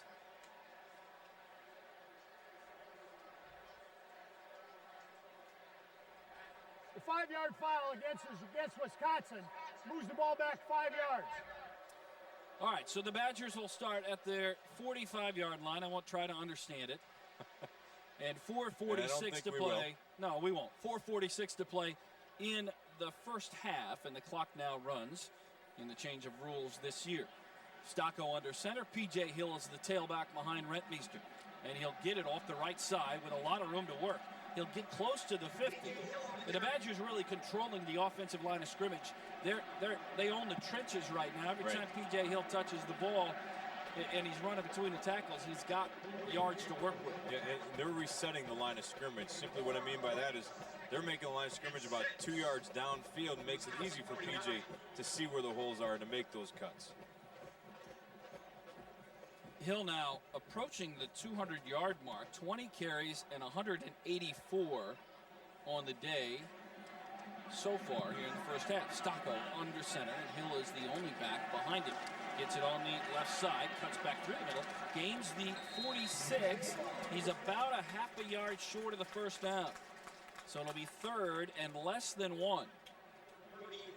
You know, it's interesting watching the linebackers for Northwestern. That time, number 38, Nick Roach, is a linebacker out of Milwaukee, Wisconsin. Number 42, Demetrius Eaton, is out of Milwaukee, Wisconsin as well. Those guys are coming in. They're making some plays, and they're excited to play in front of their home state fans to get out here and showcase what they can do against the Badgers here, and they're making plays right now. Wisconsin on 3rd down, 42% pickup on the year. Northwestern allows 31% of 3rd downs to be converted. They force Hill to the outside, make that Rowan, and Daiwan Rowan has a first down for Wisconsin. Nice run, because initially where the play was designed to go was backed up, and Rowan was alert enough to bounce it to the outside and gets a first down to the Northwestern 43. And this is recognizing you're down a distance, knowing what you need for a first down. Okay, I got to get to the 45-yard line. He knows where that's at. Turns upfield, makes sure he gets that and secures a first down and gets a couple extra more. Well, and I'm a bit surprised we haven't seen Lance Smith, but he is on a sideline and in uniform and standing near Coach Bielema. It is first down and 10 from the 42, and Stocco over the middle, wide open. Travis Beckham on the catch to the 20-yard line, and making the play at the 20 is Deontay Battle, and running right up the seam is Travis Beckham. And again, a big target for Stocco. You got Crooks outside of him, so he's got both of his favorite targets out there running downfield. And Beckham, the coaches have been impressed more and more throughout the season at how soft his hands are, and he hauls that one in, secures it as he gets shot right at the end. Second catch on the day for Beckham. 2 catches, 35 yards, and Stocko's numbers continue to improve. He's 7 of 10, 418. Now rolling right under pressure, throws it deep to the corner. Bad pass, John. Touch. Yeah. It's intercepted just in the end zone. And I don't know if John thought he was throwing that away. But either way, it's his 2nd interception of the year, and it was an ill-advised throw by John Stocko. It's the 3rd turnover by Wisconsin in the first half, and that has certainly kept Northwestern in the game. And that's the 2nd, I think, well, the first interception he's thrown in about 130, 135 passes. So he's had a pretty good stretch, but he sees the pressure in his face, sees his receiver out there, wants to throw at least in that direction so he didn't get grounding. I really think he was trying to throw it away. Yeah, I really think he was trying to throw it out of bounds, and he just didn't get enough on it. Yep. Misjudged how far he had to get it to truly throw it away. Now Brewer on the counter up the middle, and that is Sutton, who gains about 7 on the first down play. Inside of 2 minutes to play in the first half, and you see Stocko on a sideline. They're going to go a little hurry-up offense here and trying to get down the field for at least a field goal, if nothing else. Wisconsin's defense can make a big play here, give their offense a chance still to score before the end of the first half is done. Well, that's another big turnover. 3 of them so far today. You can't do that against anybody. Sutton again on the counter, inside option, and he'll take it outside the 33, maybe the 34-yard line. Quickly, Northwestern resets. The clock stops as they move the chains, but then they'll wind the clock again here momentarily. 1st and 10, and the ball is on the 34-yard line.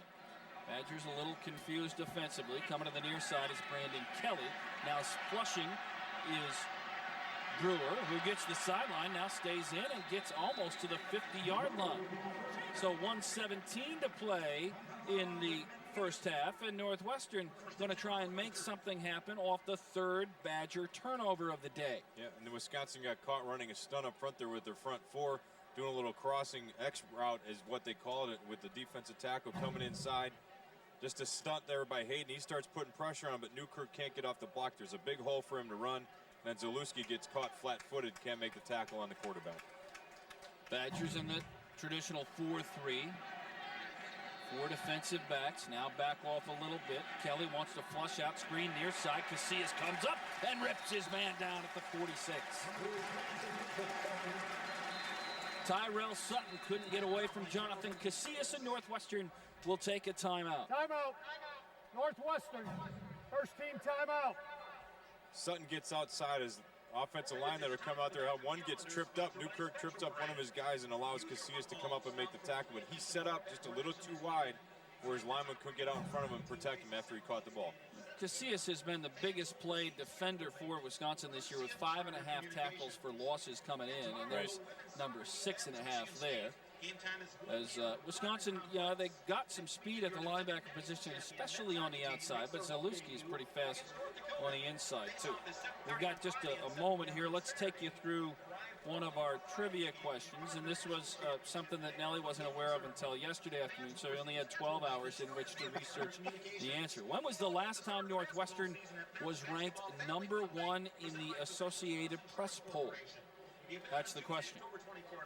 And I did no research. First time I've seen the question right now, so I don't know. I'm going to say 1962. Oh, yeah, that's good, Nellie. That's good. Oh, yeah. I didn't know. No, seriously. I swear. No, I'm with you. I'm with you. You that just comes right out of your head. How did the Badgers fare against Northwestern that year? They You probably beat them. And by a score of 23-14. Whatever. See, I didn't know that. Well, you knew. Yeah, okay.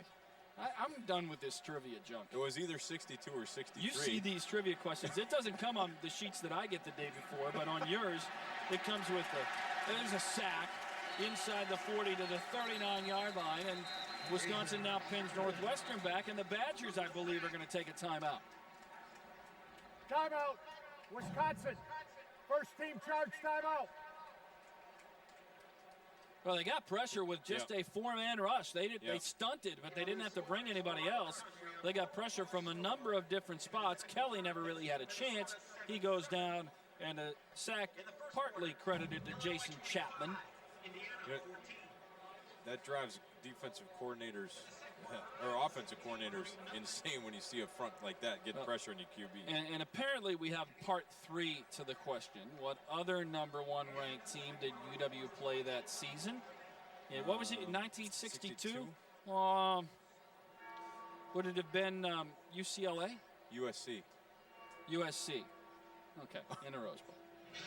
You saw that one too. No, I didn't. I swear. Yeah. I did. I swear, I did. I'm not talking to you for a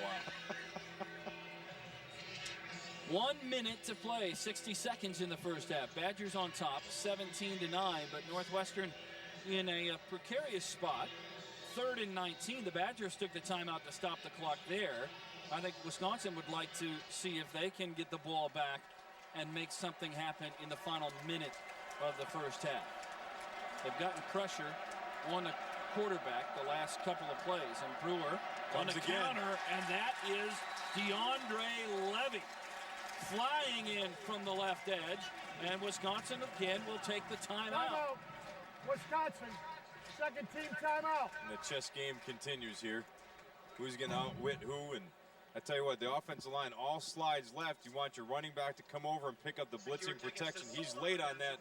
Casillas with his speed comes right up over the top and makes a tackle on the quarterback. Great recognition, good defensive call. DeAndre Levy, number 11, coming in from the corner, and he's had an outstanding year too, also with 4 tackles for losses coming in. Had 4 solos and a sack against Indiana last week. You know, hockey is underway. Badgers winning last night up at the Rest Center in Green Bay against Northern Michigan, and next weekend they're home. And they'll unveil the NCAA championship flag. And we've got Saturday night's game on Wisconsin Public Television. Our coverage of Wisconsin and Minnesota Duluth is Saturday, October 21st at 10 o'clock. 10:30. Yeah. Not next weekend. 2 weekends from now. Yeah, next weekend we got football. Minnesota apparently is coming to town. I didn't Something get the note. about homecoming or something. I don't Homecoming know. next week. Were you on court when you were here for homecoming? Come back out at halftime, Yeah. put the crown on. Yeah. Northwestern will punt. Ball will be snapped from the 42-yard line and a single receiver deep. So the Badgers put 9 men at the line of scrimmage and see if they can put pressure on the punter. Low line drive, returnable. Hampton's not going to be able to get to it, though. Bounces and takes a good Wisconsin bounce back out to the 28-yard line. And Wisconsin will have it. Now, the clock will start when the play is set here. Now, this is one of the changes. Unless Wisconsin's just going to take a knee, they're going to go out and get it going. They're going to wind the clock here in a moment, and the Badgers will get the ball at the 28-yard line, see if they go after it here. Swan and I believe Xavier Harris are the receivers set to the near side. And 2 slot receivers to the top of the screen. And Stocko will throw. Has plenty of time now under some pressure, and he'll go down at the 27-yard line. And 31 seconds to play in the half. Now I think the Badgers will be content to let the half tick away. Brett Bielema takes off the headset on the sideline and begins walking towards the north tunnel. He calls the team to go with him, and that will end the first half. It's been a half of turnovers for Wisconsin. They've certainly moved the football, outgaining Northwestern 310 yards to 133. But it's a one-possession game. Badgers lead it 17, Northwestern 9. Second half comes your way next from Camp Randall on Wisconsin Public Television.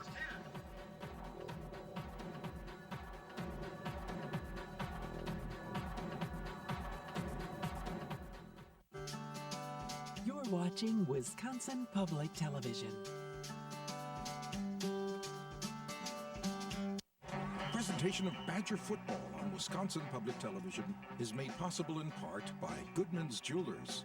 John Hayes of Goodman's Jewelers, proud of the tradition started by Robert and Irwin Goodman. Goodman's Jewelers, the diamond store of Madison since 1933. The Mendota Gridiron Club, the official fundraising organization for University of Wisconsin football.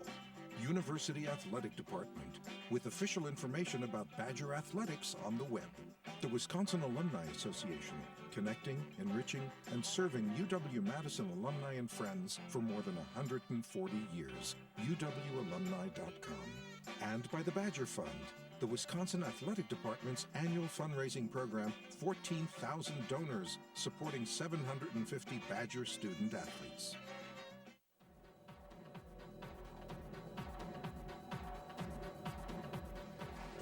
And back inside Camp Randall as we get ready to start the third quarter. We got a special guest in the booth as we start the second half, and that's Wisconsin Athletic Director Barry Alvarez. And we've talked about this since before the season began, but how tough it is every game for you to watch from a box or not on the sideline, and particularly tough in a first half in which the game shouldn't be close, and yet 3 turnovers have made it close. Well, I can't vent to anybody. Yeah. So it's really difficult for me, but I'm getting better. But our guys have played well, but you can't turn it over and let these guys hang around. This game should be out of reach, but that's why you play this game. Absolutely, and we've had crazy things happen against Northwestern over the years. So let's look at first half highlights in the game. We get off to a great start. P.J. Hill, Barry, talk about how good a runner you've seen out of him so far. Well, the thing I like about P.J., he finishes. Look at his vision.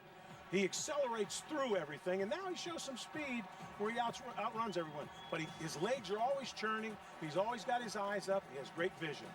We've had turnovers. Wisconsin has muffed the punt, put the ball on the ground twice, and we've also seen the Badgers do on this play the throw over the middle.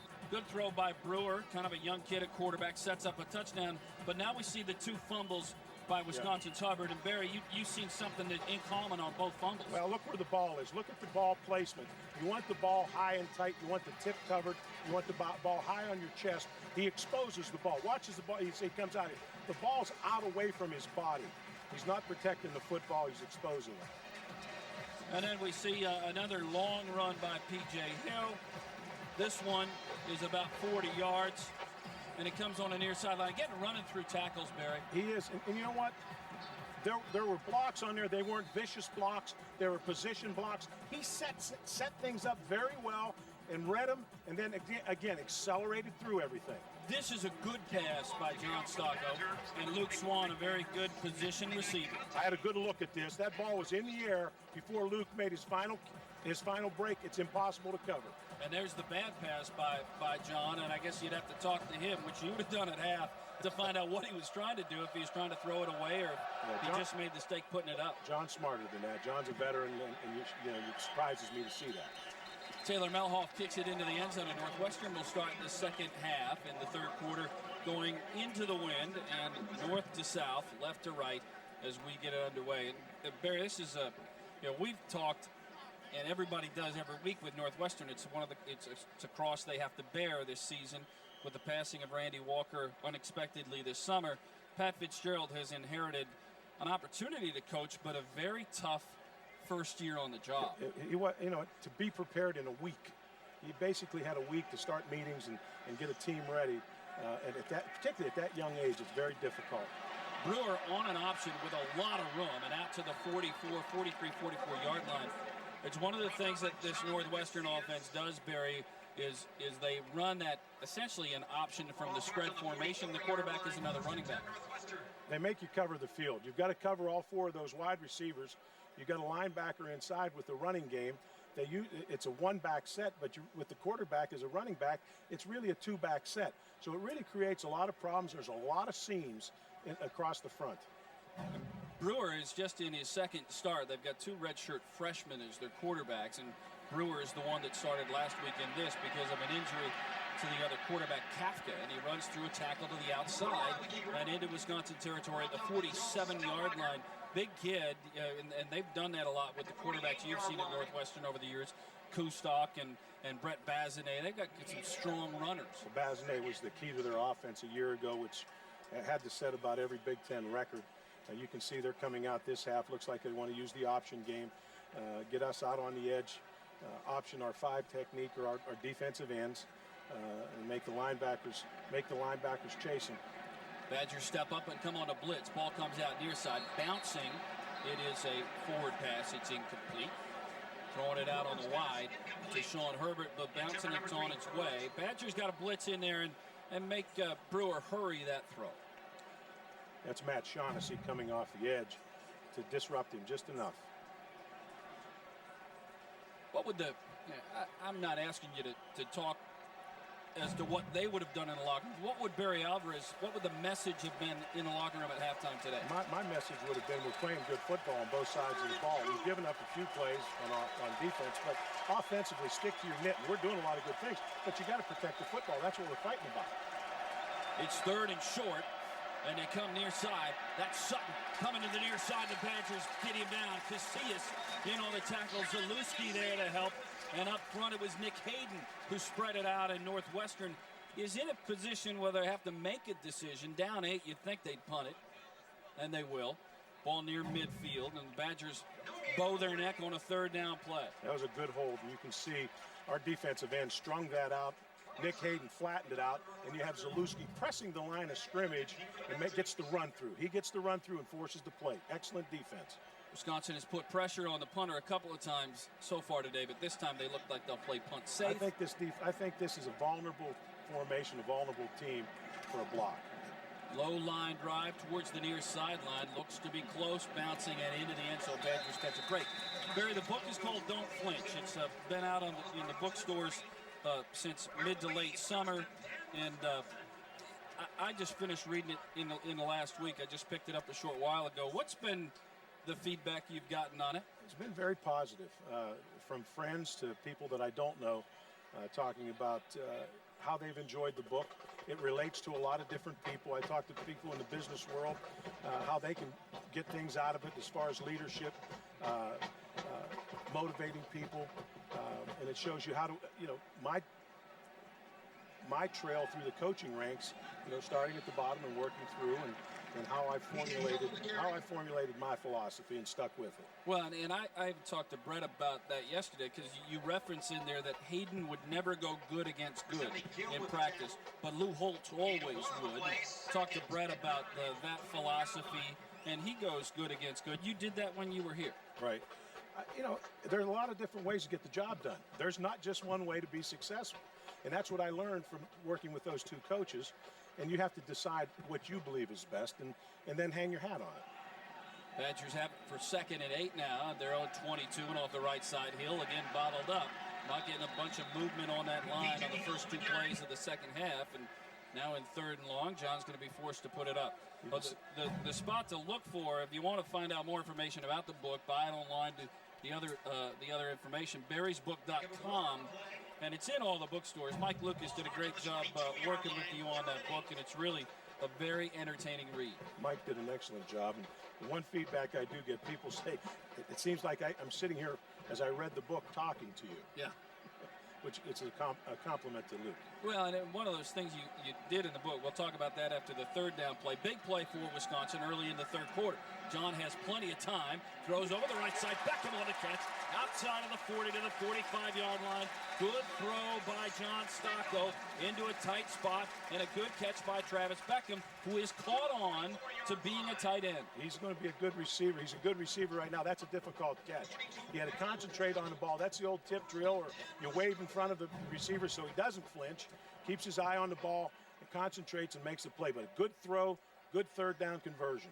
Coach, how hard is it for a guy that normally plays defense like Beckham or Crooks to transition to the offense and start to understand the blocking schemes and being able to go downfield and catch the ball that way? There's a transition period, and I think both of them, Andy's a better blocker, but I think Beckham really gives you the speed that you're looking for at tight end, and it's nice to have athletes that are versatile enough to do that. Yeah, I saw him down in the locker room one day and shirt off and 6'4", and there's not an ounce of fat on that young man. He's impressive. He's built a lot like you were, Nelly. Yeah, 15 years ago, maybe. Exactly what I was thinking, and no, not 15 years ago, not ever. I saw Travis, got to see him up close and personal out in Hawaii. Big, strong kid. I mean, what an athletic long body. And wiry. Yeah. Long and wiry, long levers. 2nd down and 7, ball just short of midfield, and John Stocco with P.J. Hill in the backfield. Beckham cuts underneath on a flare screen to the tight end, inside of the 1st down marker, and out to the 40-yard line. That play really sets up well because it looks like he always comes clear on that. I don't even know what you call it. You probably have a That's a naked boot. That's a naked bootleg. You get your linebackers to run with the play action flow. You're sneaking Beckham out late. Yeah. He's coming out late and timing it up. He's getting there just as John gets there. It's hard for the linebackers, who first of all have to stop the run. They've got to run downhill to stop a zone run and then turn around, shift gears, and chase the quarterback. It's hard to recognize that. Beckham now with 4 catches and 70 yards on the day, and the Badgers on a drive here at the 40-yard line. They've been on the drive all day long. They've just turned it over. Stocko now steps up, throws it underneath the hill, makes one guy miss, now dances through another tackler down to the 26-yard line. This is one thing that Paul Christ has done a fabulous job with John. Nothing's open down the field. Go to your check down. We've had some big plays. That's just like handing the ball off. Put PJ out in the middle and put him in space and let him run. And PJ, he's a little bit like Ron Dane in the regard that when you get out in the open field, he's a big load, but he can make you miss too. He's got good, quick feet. Tell you what he does best. He finishes runs. He finishes everything. It's a lot like the old alley cat, Brett Moss. Yeah. Finish runs. Make a 1-yard run, a 4-yard run. Down to the 25-yard line. And Hill off the right side. Stacked up, might have gotten a yard. It's 2nd and 9. Carry number 25 on the day for P.J. Hill. So the yards begin to pile up, closing in on 200 for the day. Coach, what's your take on, you look at our young running back and Hill and a fairly young offensive line and experience coming into the year. How do you think they've gelled together and work as a unit that way? I think they've improved every week, Nelly, and that's the thing that impresses me. I think this whole football team has improved every week.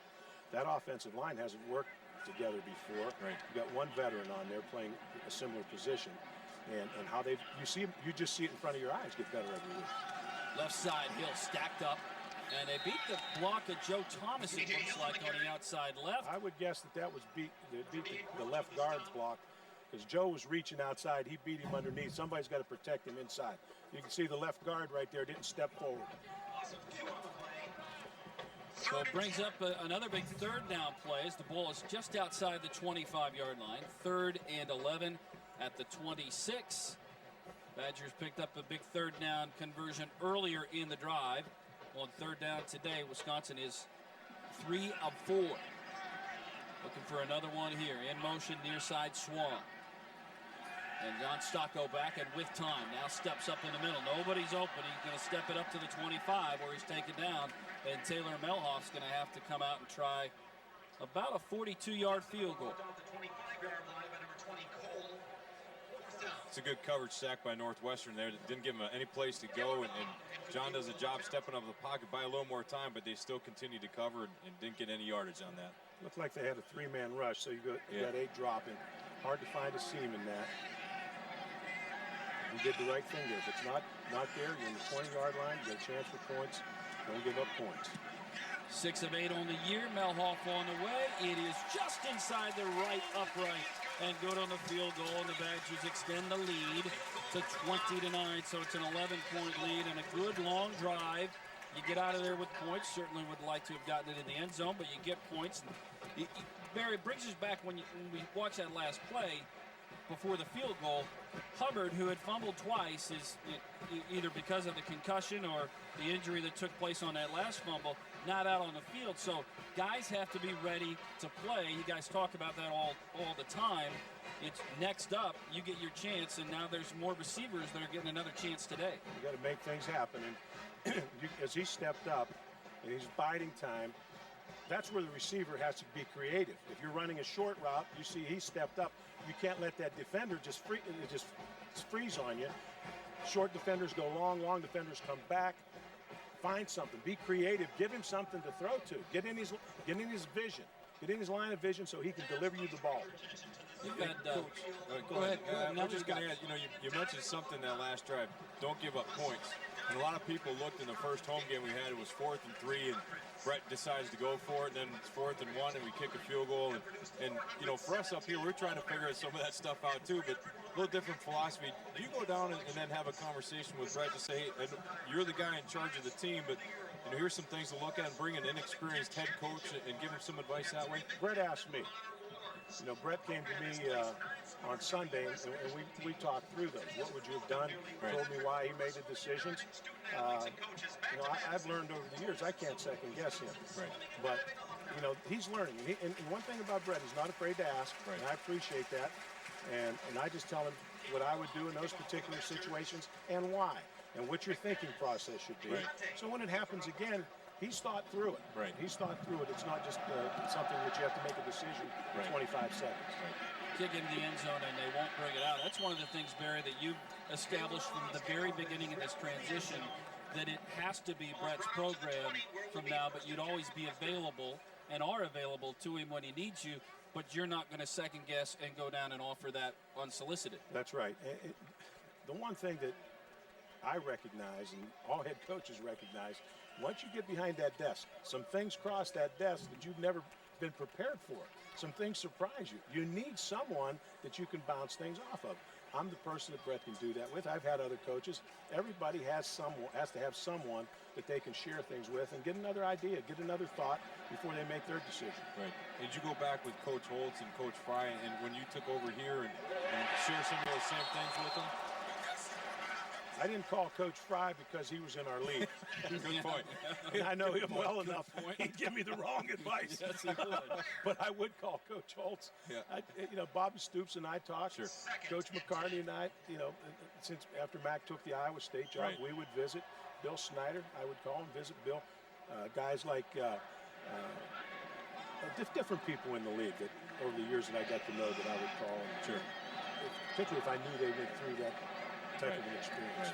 Second down at 10 and throwing a left side Brewer, and it's dropped on the sideline, incomplete. And a good break up for Wisconsin.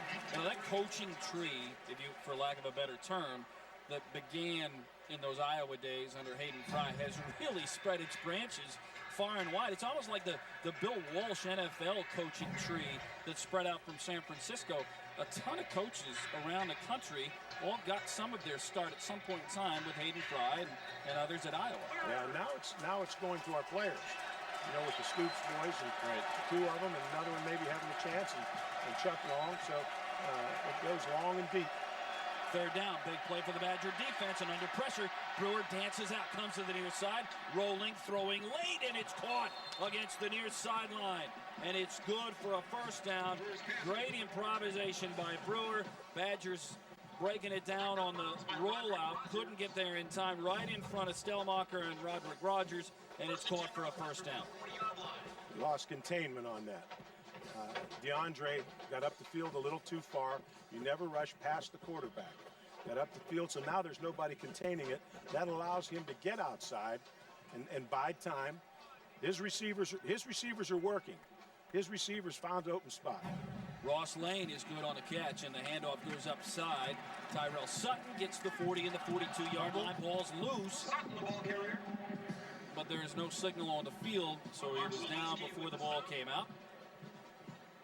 Hey, Coach, compare this linebacking core that we have here to the guys that you've coached. I know you coached them at Iowa and then down at Notre Dame, and former linebacker yourself. How good are these guys at what they do? Well, I know this. They're probably the fastest group that I've seen. Zalewski is really a veteran, good Big Ten linebacker. The two sophomores are going to be very good because they can run so well. Second down, and the floater near side. It's incomplete. Wisconsin wants offensive interference, which seldom, if ever, gets called. This is a great coverage right here. And the reason I say that, Jack reacts to the ball. He reacts to the receiver. He gets his head back around and makes a play on the ball. How many times do you see a defender have great position and never reacts to the ball, or he panics? The receiver goes up over him and catches the ball. But Jack gets his head around right at the end there, gets his head around and makes the play. Brings up another third down. Northwestern is 2 of 8 on third down today, and this one is a big one in the moment that we're in the game. 5:55 to play in the third. Brewer out of the shotgun, blitz coming. Little bit of time, throws it near side, nobody's open. Ike Iguana with good coverage, knew what he had coming on a blitz, sat down on the route and forced Brewer to throw it away. I'd like to see us go after this hunt. Yeah. I'd like to see us get after this, because this center, I don't think, has a lot of velocity on it. And even if you don't get him, you just can't rough him. My whole thing was, if they're punting, make sure we have the ball on the next snap. Right. That's the key. But anytime he's had pressure, he's hit line drives and he's hurried it. Still looks like they're going to be in a punt safe here. They're in a punt safe. Yep, You're right. absolutely. You're right. But if you come hard, you can get something with a punt safe because normally the punt team takes off. Punt is away, no pressure, and Zach Hampton will catch and return from the 18. Makes one man miss, comes back from the near way, spins out of one and outside of the 26-27-yard line. And Badgers will start with decent field position. Bear, one more serious question before we let you move on. As an AD, you've got a lot of game day responsibilities. I know that's hard for you to handle because you've been on the sideline your entire life as a member of the football community. But as the athletic director at Wisconsin, you've overseen 2 national champions last year in hockey, both men and women. The cross-country team won a national championship.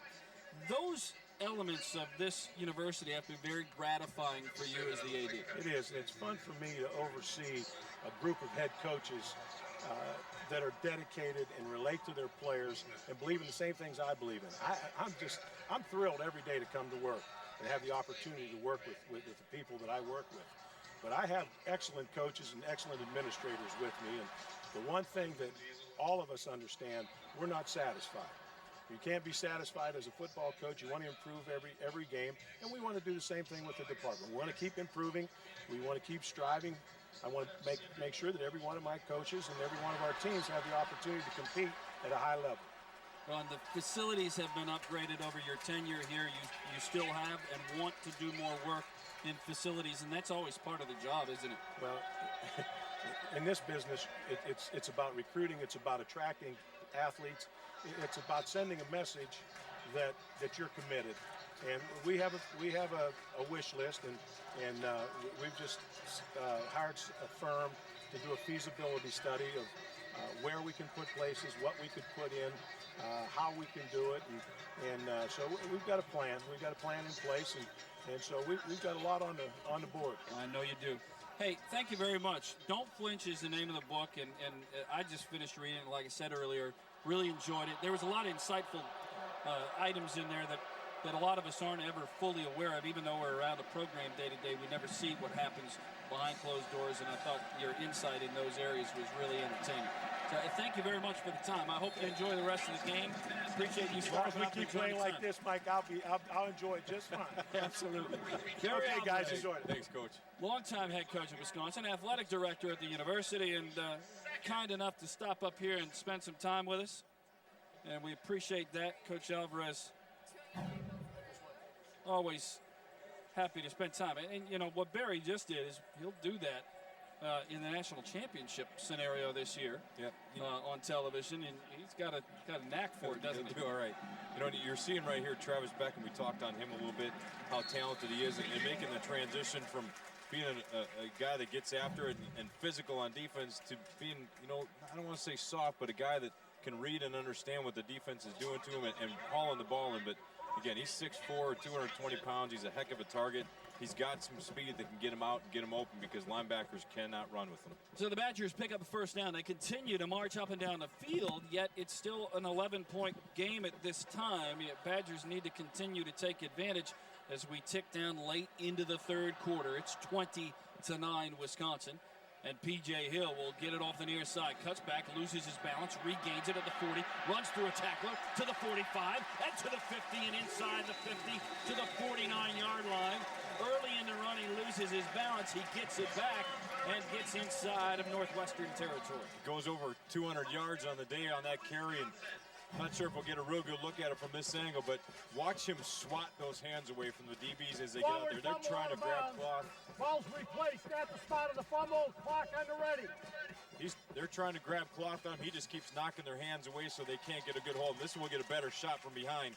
As he breaks out there, they're reaching. He knocks it away again. Keeps on going and fighting and scratching for whatever he can get downfield. Well, and PJ's a little gassed, so he's going to take a short break. Daiwan Rowan, the tailback in behind Rentmeester.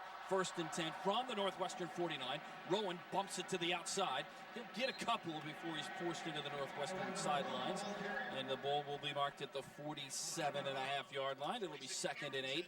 Ticking inside of 4 minutes to play in the third. And the Badgers clinging to an 11-point lead in a game where they've really dominated statistically. The Badgers approaching 400 total yards, nearly doubled up, more than doubled up on their opponent, and yet the lead is just 11 because of the 3 turnovers. Right, and that's one thing that, we talked about before. Anytime you play a Big Ten team, doesn't matter who they are, if you give them the opportunity to hang around, it's a dangerous ball club you got on the field that you're playing, because they are very, very talented. Ball is set down with Stocco under center. Steps in behind Marcus Coleman, now with plenty of time to throw over the middle, and that's Daiwan Rowan. Nice job of making a miss to the 30-yard line. Daiwan Rowan with a nifty step out of bounds to the 30. He had the defensive back cutting inside, and Rowan went to the outside, picked up an extra 10. That's where you got in and pick up your jock on as a defensive player right there, but great protection up front. You got guys doubling up on people. Thomas can handle a guy one-on-one.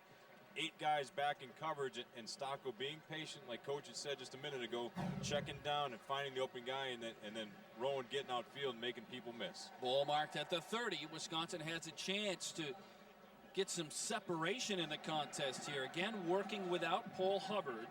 We'll check to see if Hubbard's even in uniform and on the sideline in the second half. He was on Rubber Leg Street in the first half after taking a hit after his second fumble.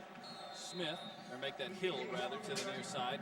Maybe gets a yard to the 29. Checking in at wideout is Jeff Holzbauer, a senior from Germantown, Wisconsin. Getting some time there as well. Out of wide receiver, give those other guys a break. Minton and Swan check back in on the second down play. Stocco again having an efficient day with one exception. Throws the interception in the red zone, in the end zone near the end of the second quarter. He's 12 of 16 for 192 yards on the day with a touchdown. Flips it right side. Hill's got blockers out in front to the wide side. Runs out of a tackle inside the 15-yard line. First down, Wisconsin. Inside the 15 at the 14. And Hill now well over 220 in the ball game.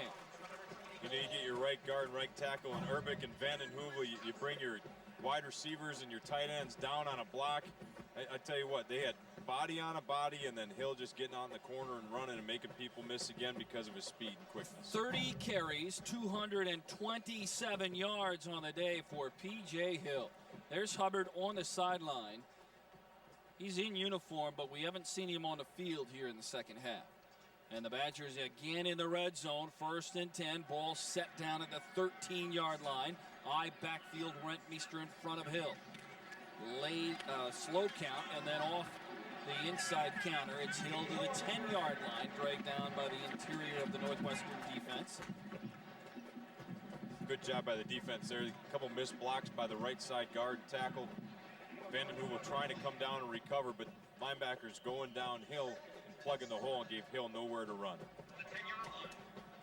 Inside at 2.5 to play in the third. Hill comes back to the Badgers sideline on 2nd down and 7. Ball just resting outside the 10-yard line. Going into the student section, north end zone. Swan widens his split to the right. Holzbauer in motion. Now comes back to the near way. Hand off to Rowan. Rowan hitting the backfield. Makes a miss. Now around a tackler inside the 5 to the 4-yard line. He'll be short of the first down by about a yard. But a nifty move on a well-designed play. He had some room to work on the left side. You see Holzbauer coming in. He does a cut block, gets his guy down, but he pops back up. Rowan recognizes that, hops over the top, and then turns upfield to run north-south and get positive yards. Well, if the Badgers can punch it into the end zone here, it would make it awfully tough on Northwestern. 20-9. A minute 35 to play in the third. Rowan still in at the tailback. One receiver to the top of the screen. That's Jarvis Minton. 3rd and short. Rowan with a lead. Blocker to the end zone. Touchdown, Wisconsin.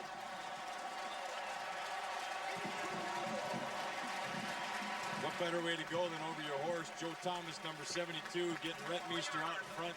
Take out the outside backer, and that's an easy run for any running back. But get in and score 6. Good call, good execution, good touchdown for Rowan. 2nd touchdown of the year for Daiwan Rowan.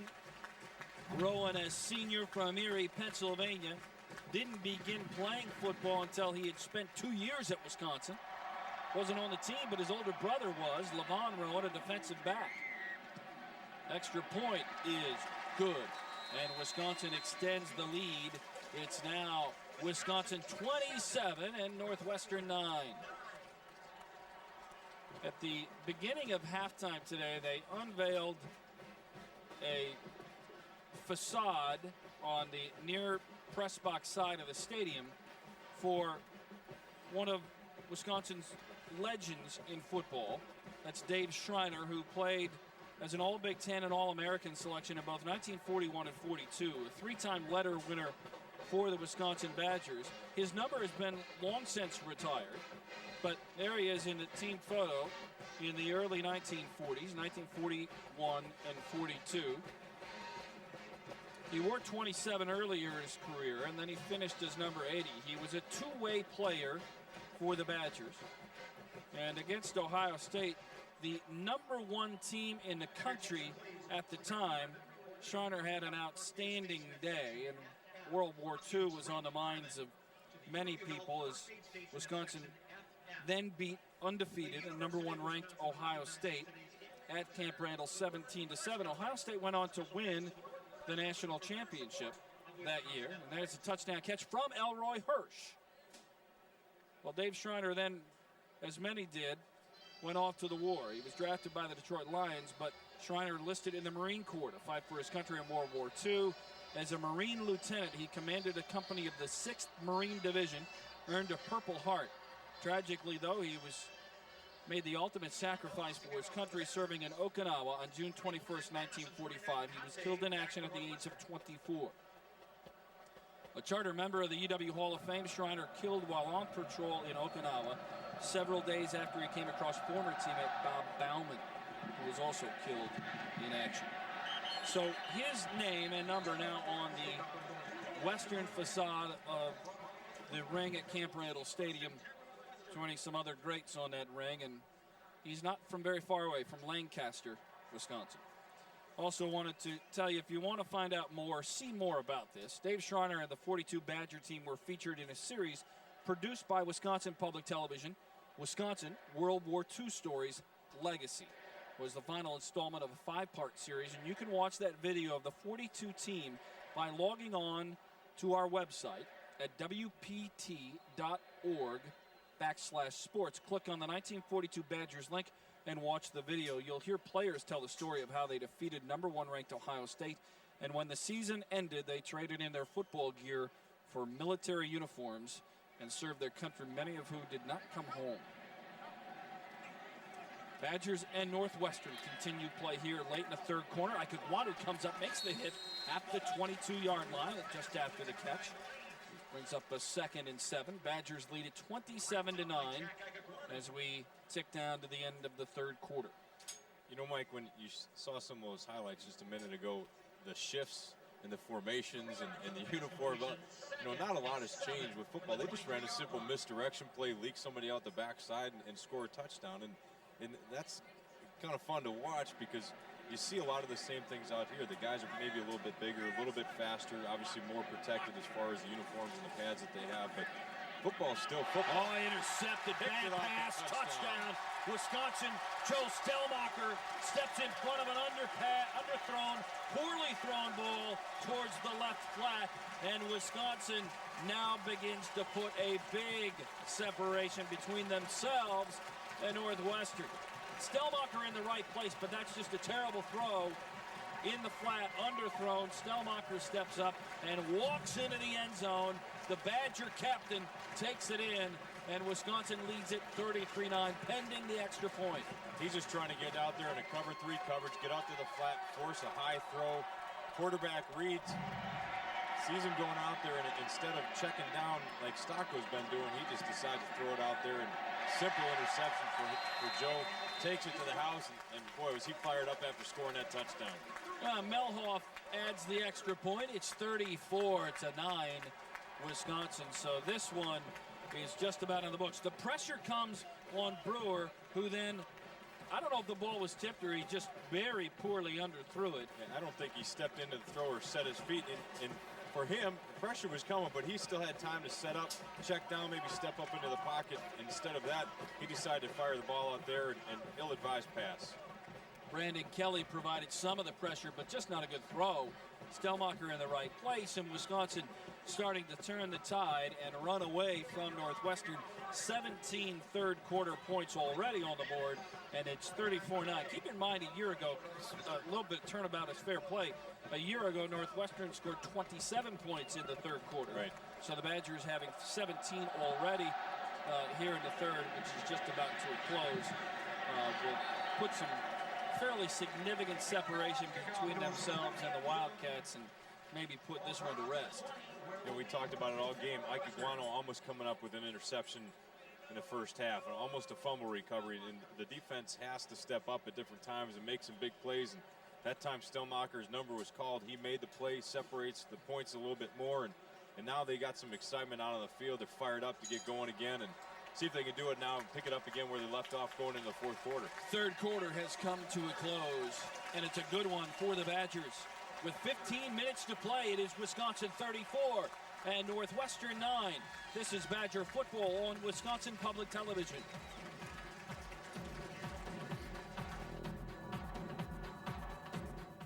Presentation of Badger football on Wisconsin Public Television is made possible in part by Goodman's Jewelers. John Hayes of Goodman's Jewelers, proud of the tradition started by Robert and Irwin Goodman. Goodman's Jewelers, the diamond store of Madison since 1933. The Mendota Gridiron Club, the official fundraising organization for University of Wisconsin football.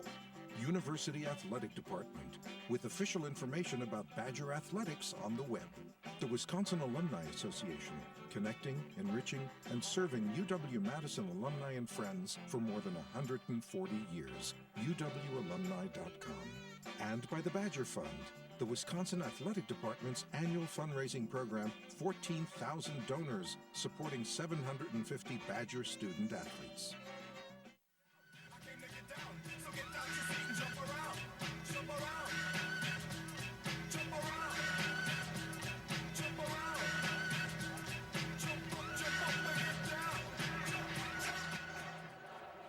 Well, there's a lot to jump about. The band is jumping, and the Badgers are jumping on Northwestern, especially in the third quarter. Bucky in the jump, 34-9, Wisconsin. Northwestern runs it up the right side. Brewer cuts it back over the 35, still on his feet to the 37. Make that the 38-yard line, and then a late flight coming in. And now Wisconsin replies. Don't respond to it. You already had the penalty. Levy responded to a late hit on him or one of his teammates, and threw another late one. Now they're just going to offset. You could have taken Northwestern back 15 yards. Now they're going to offset the late hit penalties. And Levy is going to get talked to. And that's a simple deal. You don't retaliate.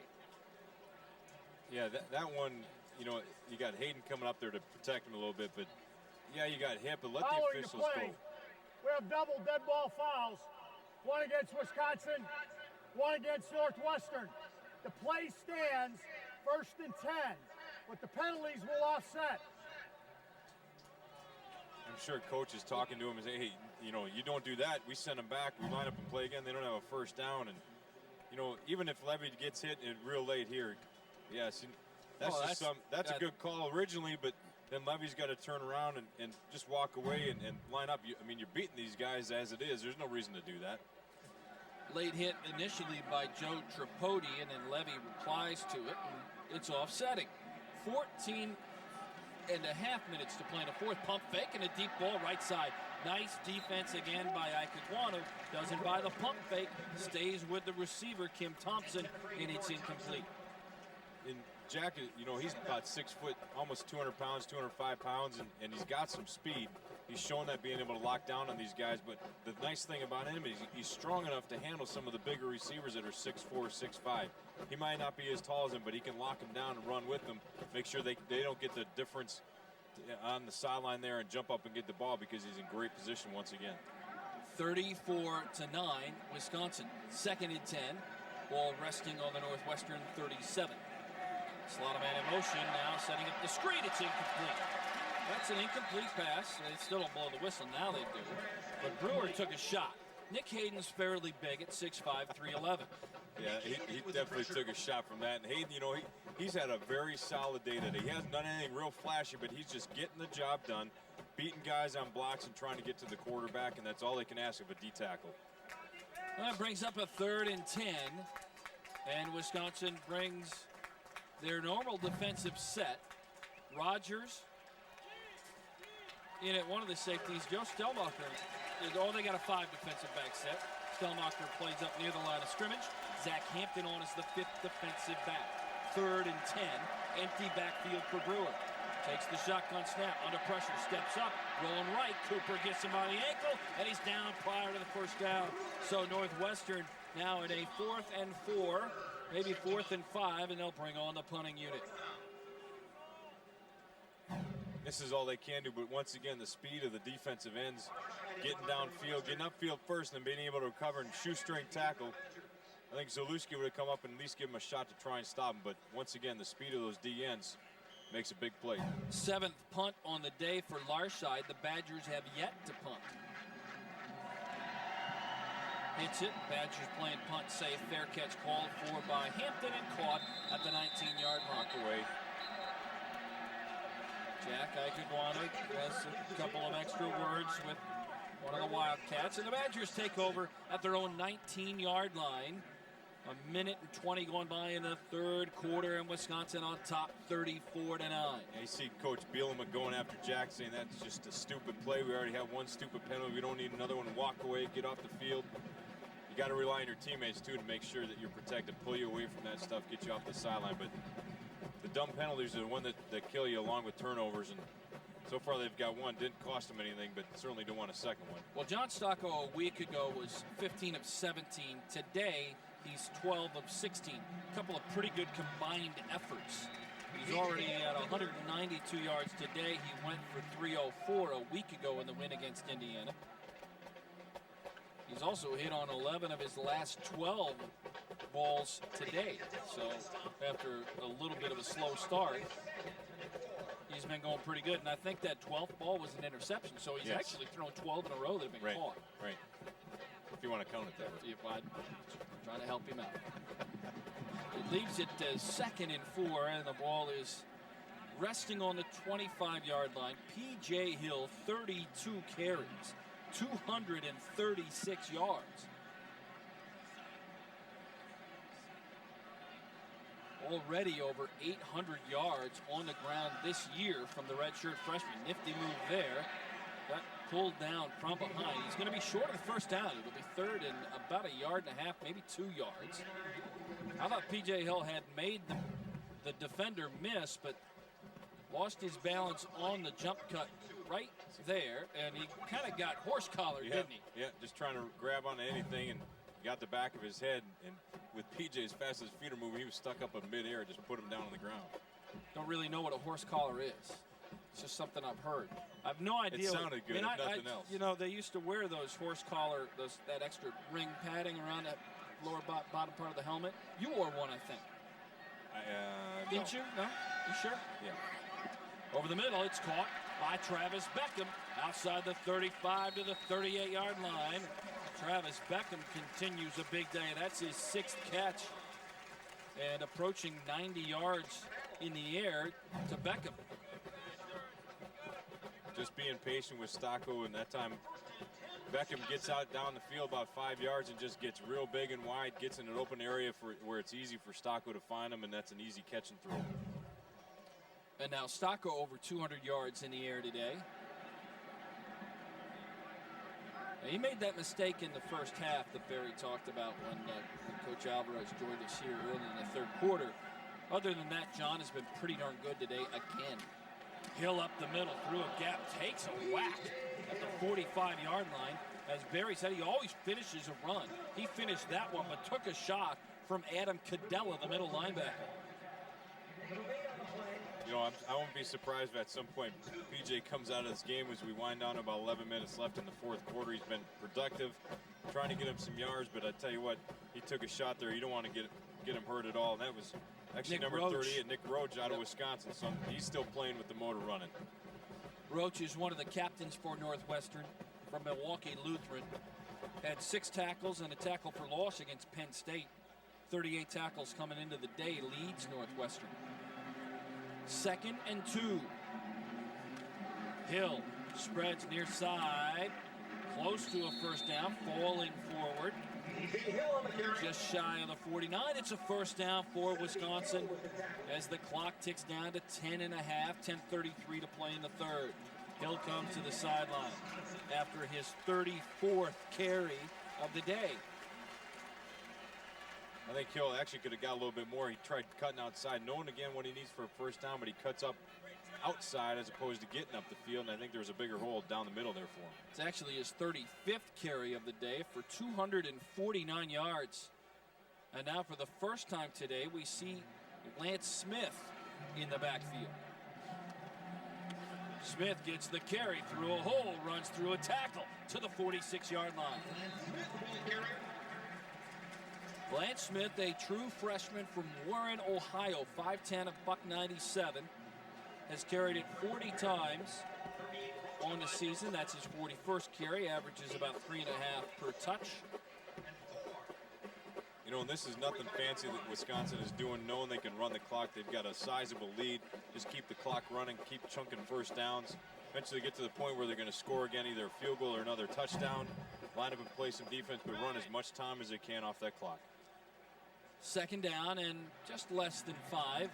Ball resting at the Northwestern 45, center of the field. Stocko back to throw. Pressure comes near side. Hit as he threw. Ball batted away and falls incomplete. 2 blitzers came from the near edge. Lance Smith picked up one. Can't handle them both. Almost got both, but your right tackle there, number 71 for Wisconsin, Eric Vandenheuvel, slid down left. Didn't see the blitz coming to check off. He didn't block anybody. He actually should have slid right to help out Lance on that block.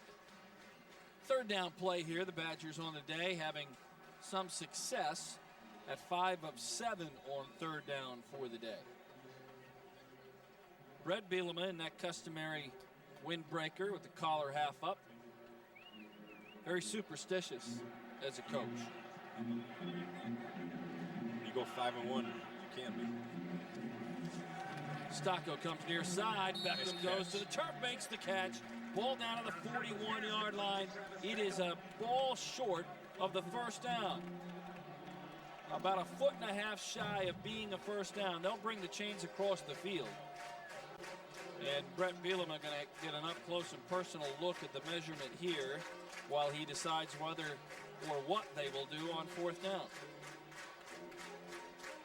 Well, if history repeats itself, I'm sure he'll go for it, but yeah, you never know.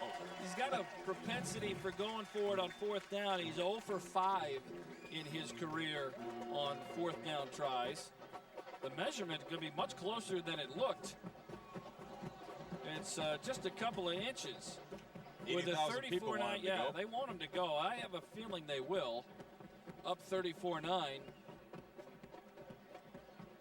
And they bring out Rentmeester and Sean Lewis, an extra tight end. And Stocko walks back out onto the field. Lance Smith is going to be the tailback. And the Badgers will go for it on fourth down. They've tried this a few times this year, and they've done it mainly with a quarterback sneak, but they've failed every time they've tried it.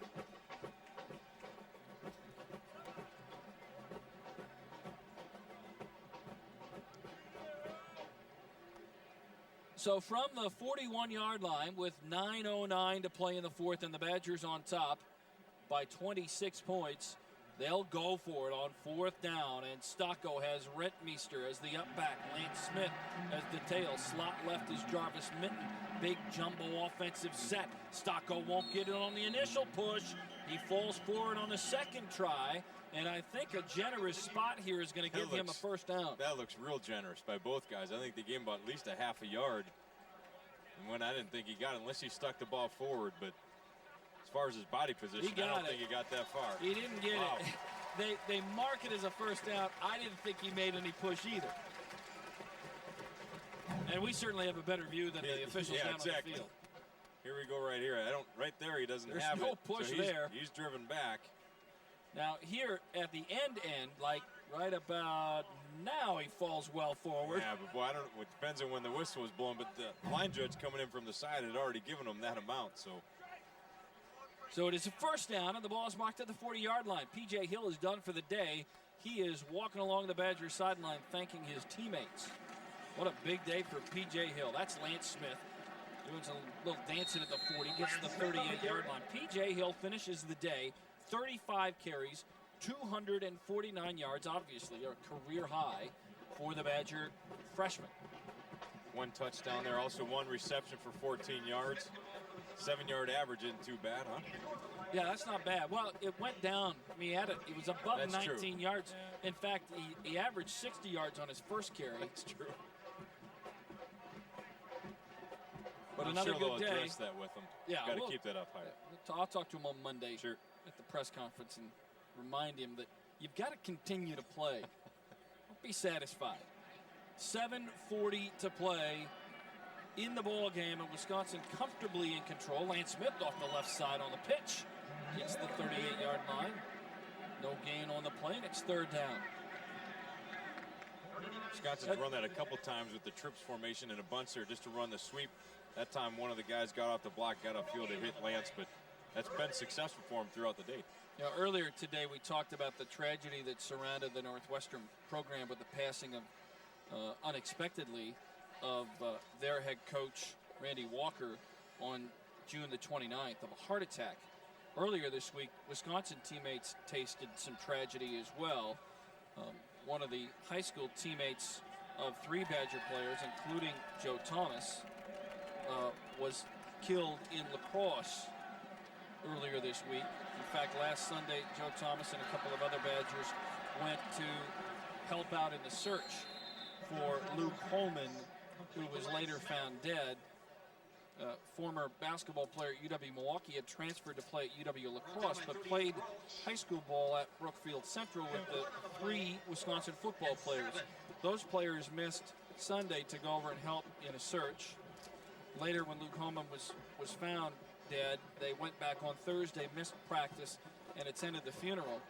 And in all walks of life, you taste tragedy, and the common thread that weaves its way through all of those situations is that for the survivors, life goes on, and you have to proceed on with your daily activities. And here on the football field, ball muffed on the punt, loose at the 10, 11-yard line, and loose on the ground.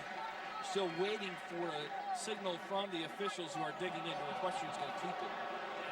But when you do that, we talk about it. Northwestern deals with it every day, and now those Badger players dealt with it, you know, in short proximity this week, but also it will be there for the rest of their lives. Yeah, you know, when you have people like that, whether it's family, as you mentioned with Coach Bielema and his sister, if it's your head coach in Northwestern's case, it really becomes a father figure and a family member for those coaches. If it's friends from high school, no matter what, those people have touched your lives. They've been there through thick and thin with you, and they've you know, obviously celebrated you know, a state championship with those guys in football in high school, and those are memories that you'll never ever forget.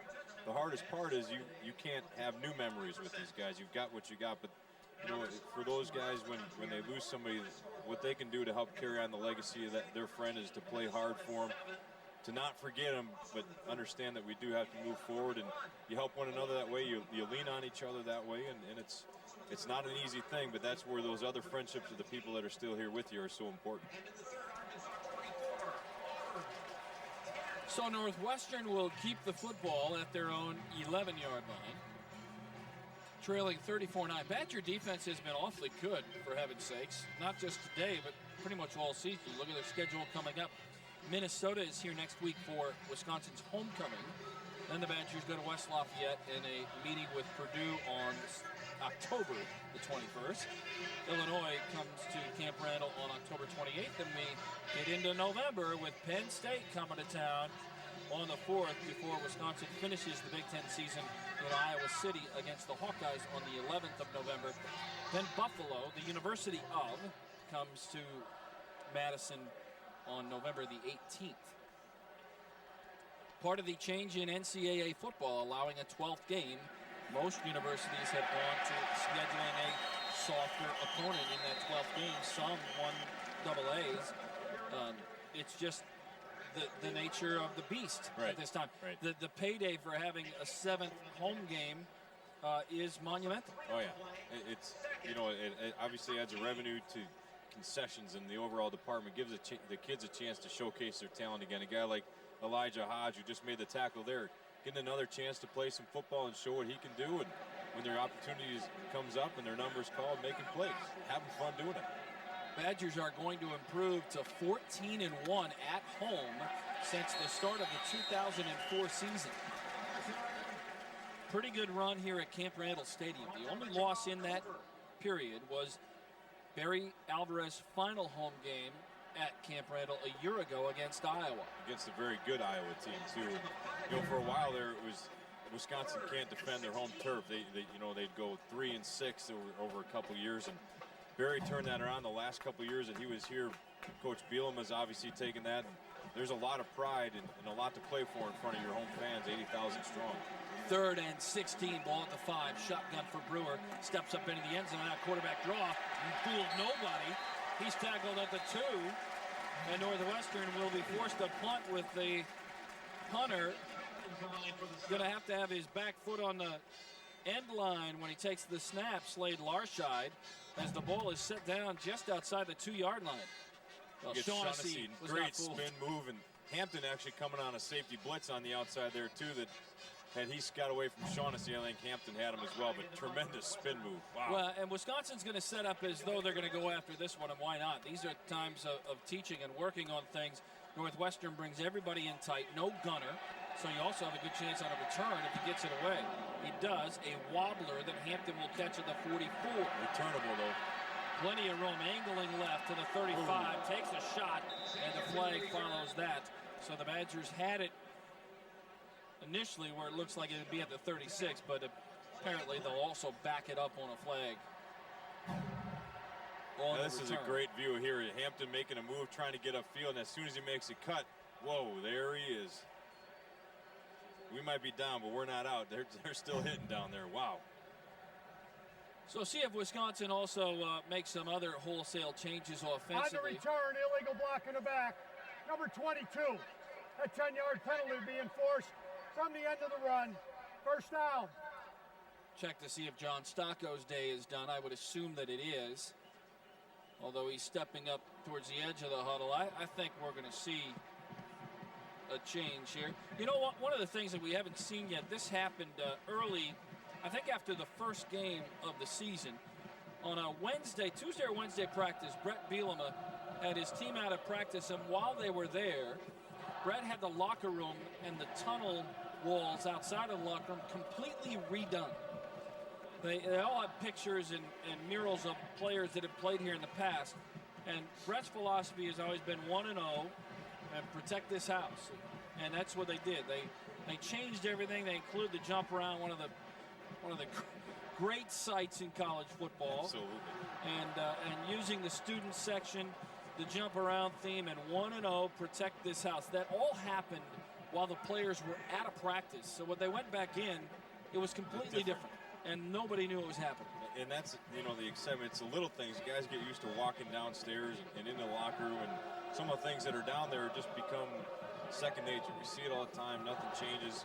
And doing something little like that helps to put a stamp and his mark on this program, and it generates a little excitement with the guys, something to talk about, something to look at, get fired up again about, and then he can use that as motivation not only this year but in years to come as he stays as the head coach for the Wisconsin Badgers. Now, one of my favorite things about our broadcast is when we go back to trivia, because you always seem to have some insight that I've not been privy to. So here we go back. Who is the only player in UW history to gain 100 yards or more rushing and 100 yards receiving in the same game? All right, now, I don't know this because I haven't seen it, right? I mean, you know I haven't seen it. Right. But I'm going to go with Brian Calhoun. That's what I would say. Oh, you're going to say that too. Of course, would. you're going to just follow in my footsteps on this one, and there we go. Against Northwestern on October the 8th of a year ago, 122 yards rushing, 128 yards receiving, pretty good symmetry, and a pretty good day for Brian Calhoun, who now makes his living with the Detroit Lions in the National Football League. Badgers hand it off. Stocco still in the game. Didn't hand it off. Throws to Beckham on the naked near side to the 35, down to the 31-yard line. So Wisconsin continues to work on things offensively. Bit of a surprise. And the ball is marked at the 31-yard line. And they'll go to the bench here late in the ball game, try and empty out a little bit, getting more players in the ball game. Once again, just misdirection, going over to the left. far as the lineman moving, the running back going, and then Beckham just leaking out from his wing position, coming out in the flat. Again, easy pitch and catch. Josh Baltz checks into the ball game. He's the lead back, the fullback, a junior from Barron, Wisconsin.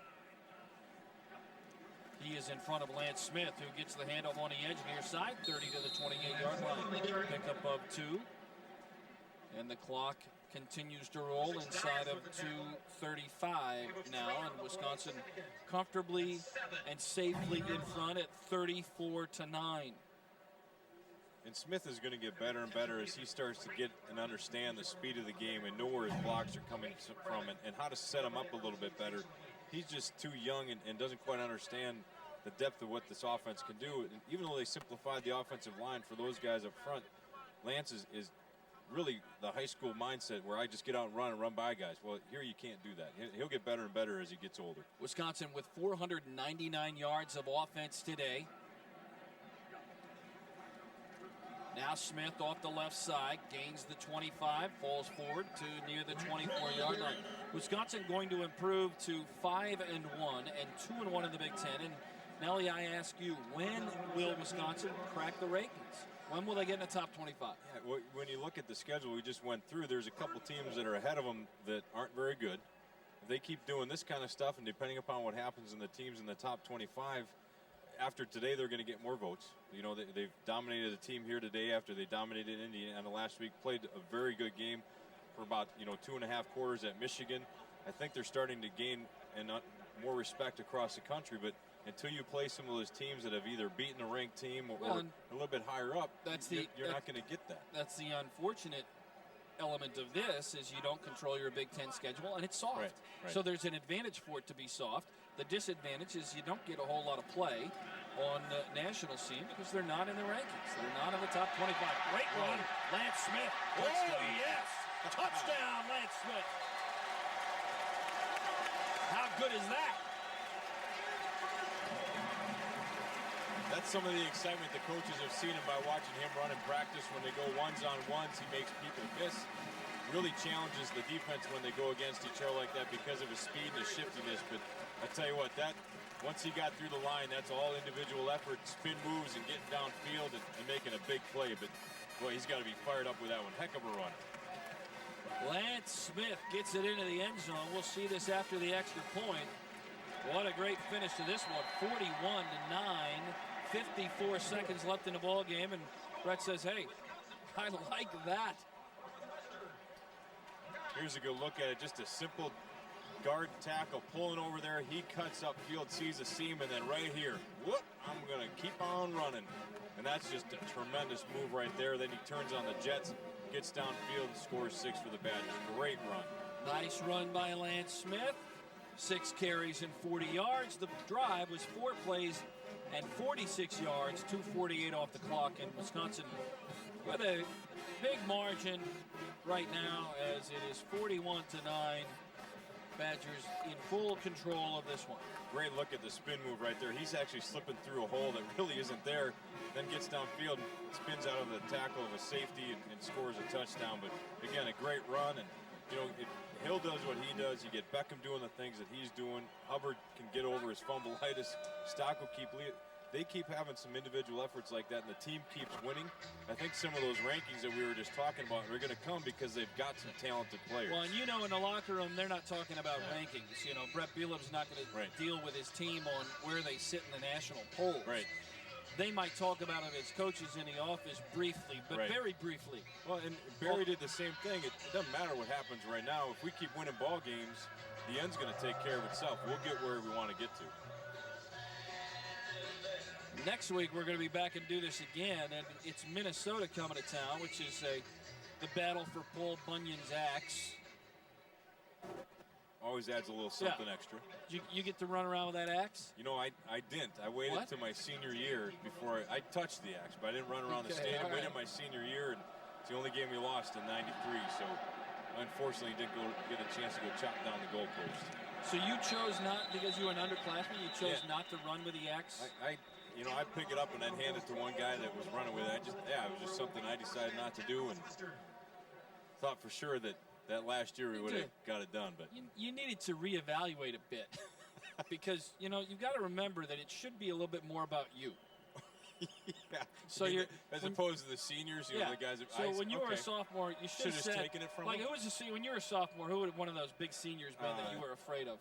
That I was afraid of? Well, you know, to a certain extent. Well, Troy Vincent was a name that was probably Well, out there. you shouldn't have been Lynch, afraid of Troy. Yeah.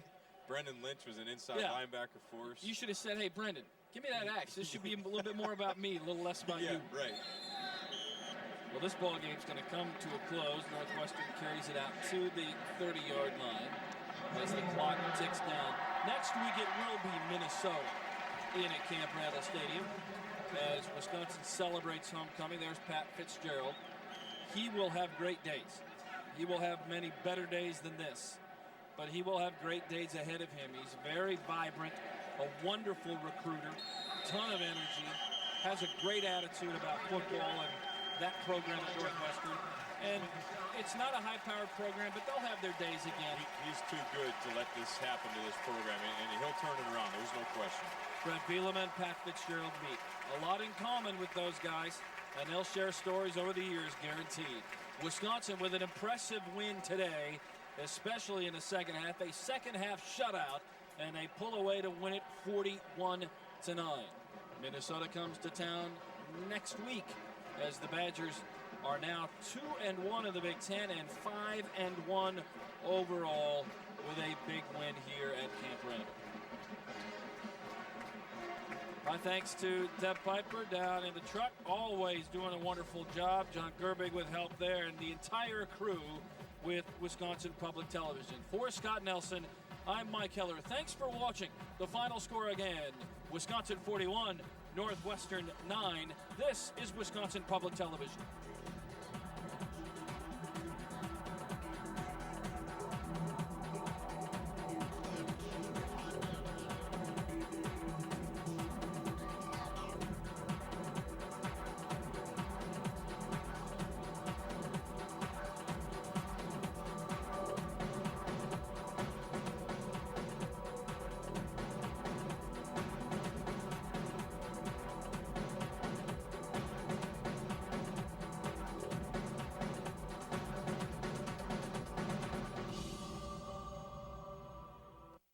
Presentation of Badger football on Wisconsin Public Television is made possible in part by Goodman's Jewelers. John Hayes of Goodman's Jewelers, proud of the tradition started by Robert and Irwin Goodman. Goodman's Jewelers, the diamond store of Madison since 1933. The Mendota Gridiron Club, the official fundraising organization for University of Wisconsin football. University Athletic Department, with official information about Badger athletics on the web. The Wisconsin Alumni Association, connecting, enriching, and serving UW-Madison alumni and friends for more than 140 years. UWalumni.com. And by the Badger Fund, the Wisconsin Athletic Department's annual fundraising program, 14,000 donors supporting 750 Badger student athletes.